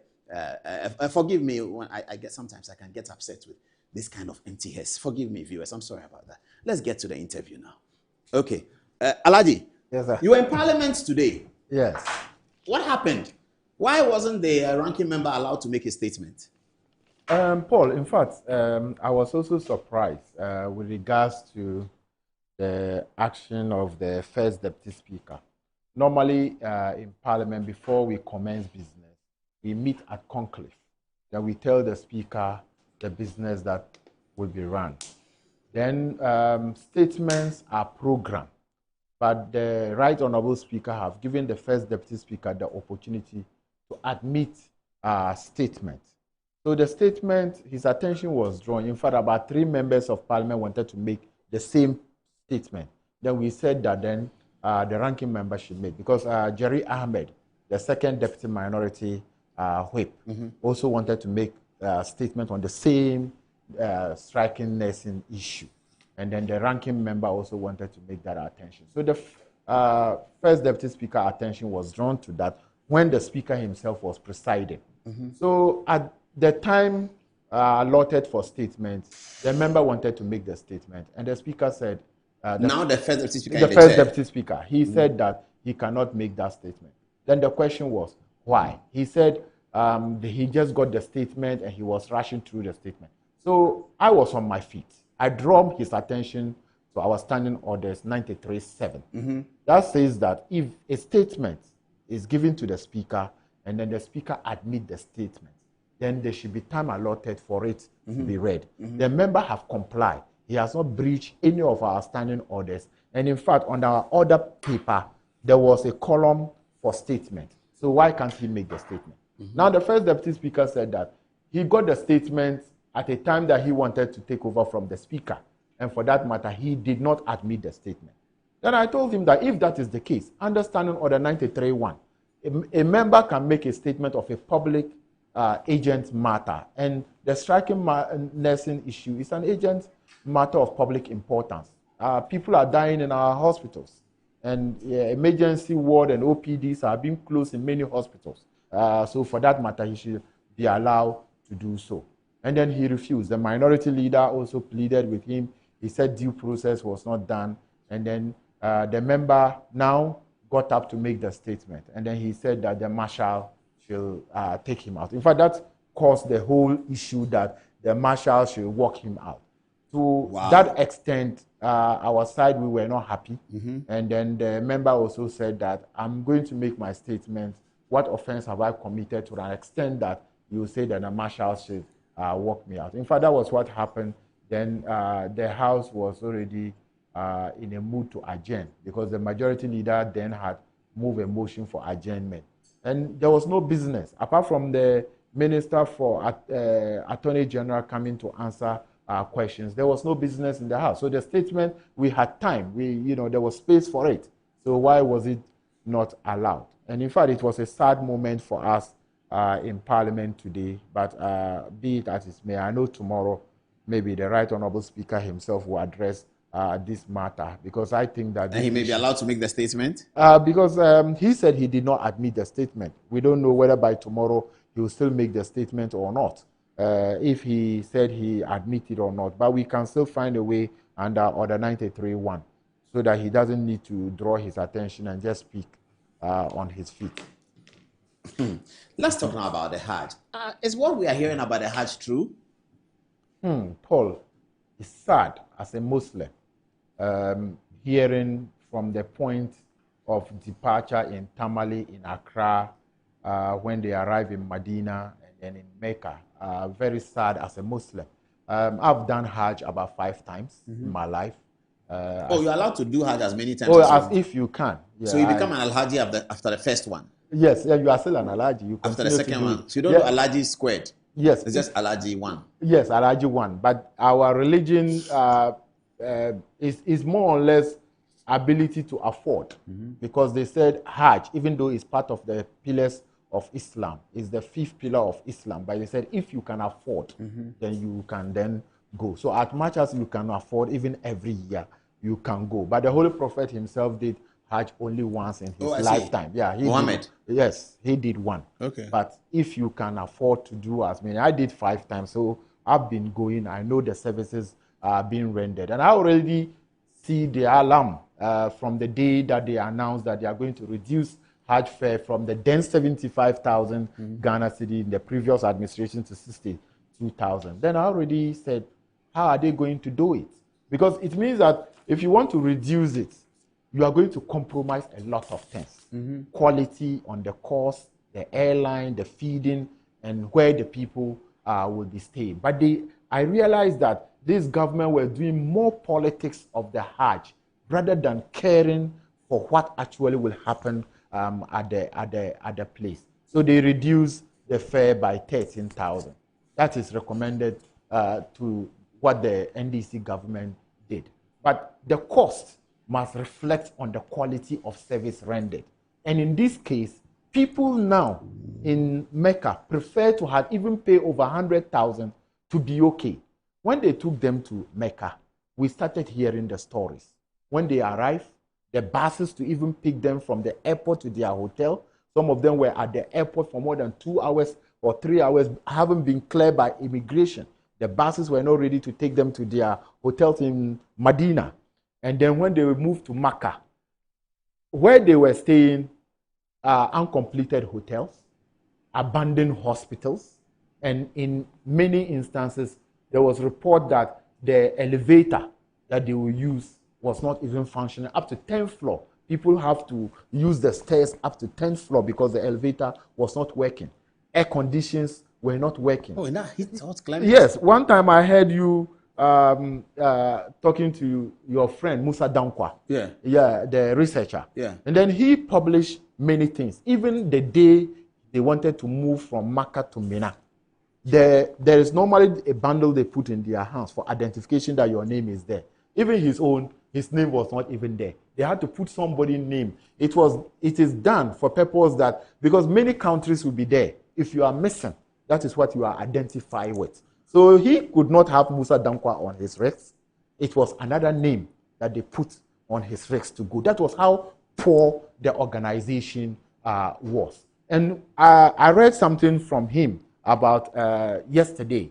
And he said that, if I might read the conclusion part, he said that, folks, the 4th picture is how we slept in Mina and Arfa. Yes, we paid for the low-cost Hajj. We compounded our problems with, as usual, packing nearly 6,000 pilgrims into accommodation meant for 5,000. That is why I'm saying that there was absolutely no reasoning in the reduction of the cost. It was based on politics, and that is why they have failed, and that is why people are suffering, and that is why people are homeless, and that is why people are sleeping outside, and people are going hungry in Mecca, because there was no proper reasoning in the reduction of the cost. Just what Musa Dankwa said. And he concluded by saying that, I am hearing the president want to reduce the Hajj fares further. We beg, I will urge him to use the amount to secure a better and a bigger camp for our contingent in the future. If this is the standard, the pilgrims will still be complaining next Hajj as they will continue to sleep outside in a scorching sun. So, you know, the Eid al-Adha, the president's statement, he said, based on their dollar coming down, they might reduce it further. And he is telling the president, it's not about the reduction of the fare. It is about So these videos are people who are struggling in there? Yes, these are people who are struggling. I think that is in Mina, in their tent. And they cannot even, they will put a tent that was meant for like 50 people. They'll put 150 people there. So they will pack you like yam, a tuber of yam. They will just pack you like that. You cannot even, a toilet that you're supposed to use that is meant for like 20 people, you have like 100 people who are queuing to use that toilet. The services being provided to them, Paul, is very bad. And I feel very sad as a Muslim. And that, moving forward, we need to take politics out of the organization of Hajj. If members or if pilgrims are to even pay 200,000 Ghana cedi to go, because the religion always not make it mandatory. It is an optional mandatory.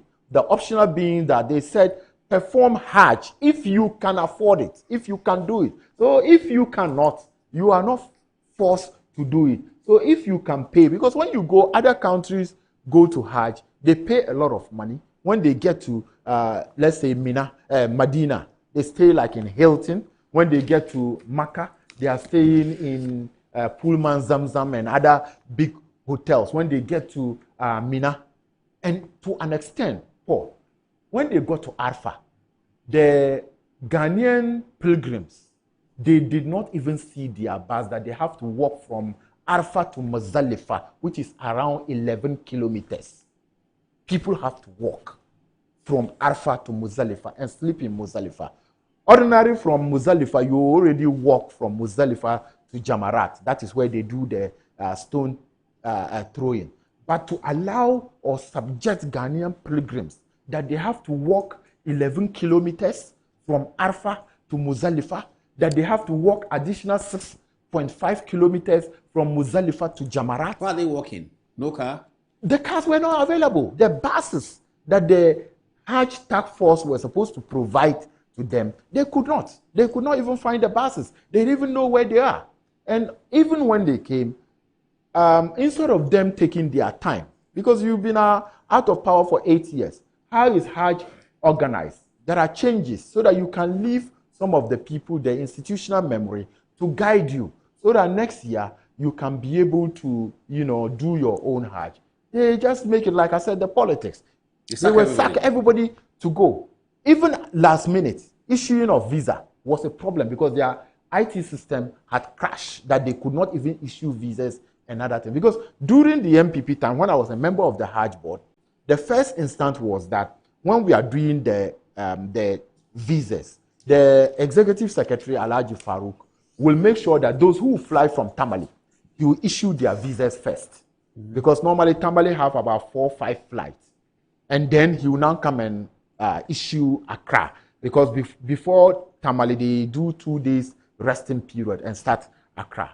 This task force were just issuing visas anyhow. So when they got to Tamale and the plane was there, the first flight, the number of people who were supposed to fill the flight to fly from Tamale were not enough because they did not issue enough visas in Tamale. So they had to beg people from Accra who had visas to come to Tamale and fly. The first flight left with 18 empty seats in the first flight from Tamale because there was poor planning in the entire process. So moving forward, I had made a statement in Parliament with regards to how this Hajj matters and then when the way they are suffering, to the effect that members or our leaders, our imams, our mothers, our fathers will be sleeping outside in a hotel.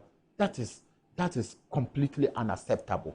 To the effect that our pilgrims will be sleeping in hotels that there is no air condition. That is not acceptable. Okay, so to the extent have you spoken to Alhaji Collins Dauda about this? No, I haven't, because he led the task force. What about Honorable ABF Husseini? Honorable ABF Husseini, when he was here, at a point from Tamale, I had an encounter with him, and I told him that, look, Honorable ABA, you people didn't do well because you could be able to rely on the experience on the formal administration and let them guide you, at least for the first one. None of you have managed the affairs of Hajj before. Those that they've put in on the task force, Honorable Alhaji Collins Dauda, ABA Fuseni, and the rest of the members that are there. You need institutional memory. To manage over 5,000, 6,000 people, it is not a joke.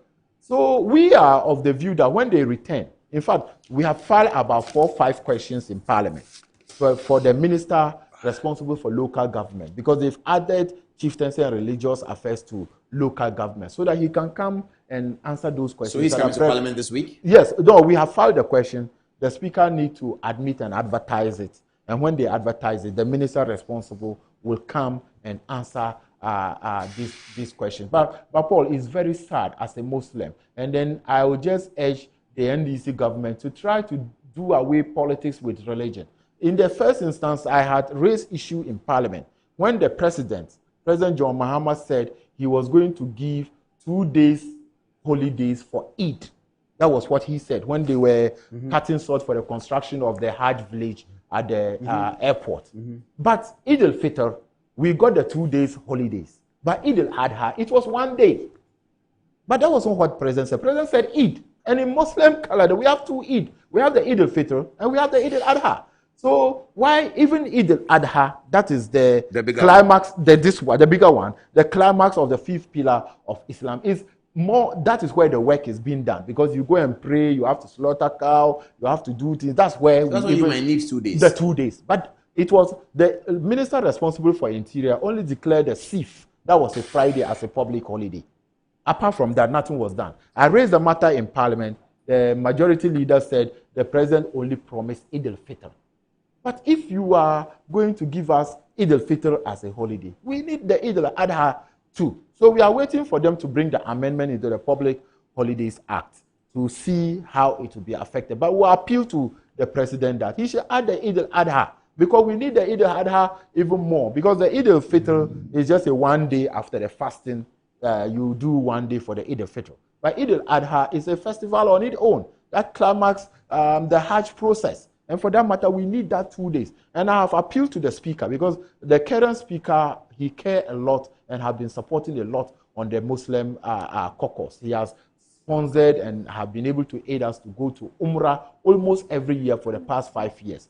If they don't even do it and they bring it to Parliament, members of Parliament, I'll urge my colleagues to join us to actually even amend to make Eid al-Adha too. If the president doesn't do it, we can do it as members of Parliament. It's very important. Let me take final text messages from Fatima, and then we can wrap it here. It's long now. It's 11:20. Sorry, viewers.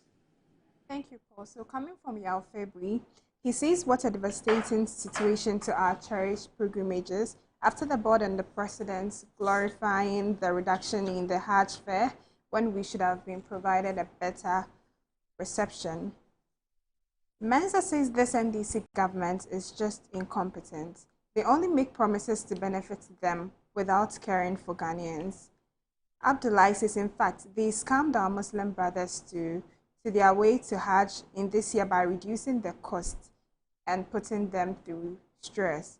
Now back to the nurses' story. Yafebri says the nurse celebration shows how good faith they have exhibited in approaching the implementation bodies to accommodate their conditions of service.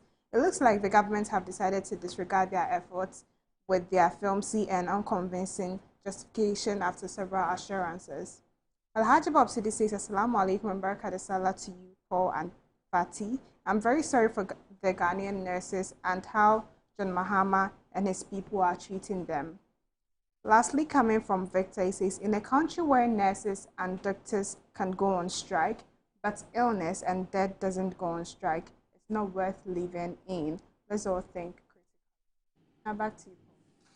Okay, we have to leave it here. It's 20 minutes past 11, late in the night. Thank you very much for your time. Tuesdays always gets packed.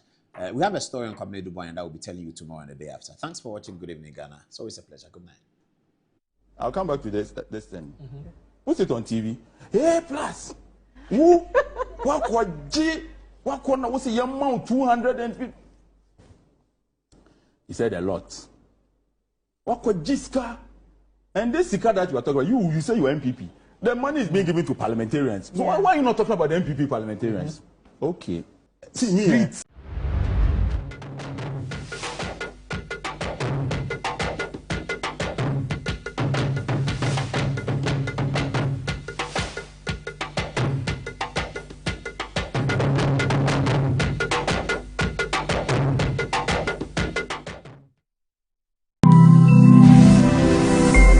Metro TV, insightful and inspiring moments.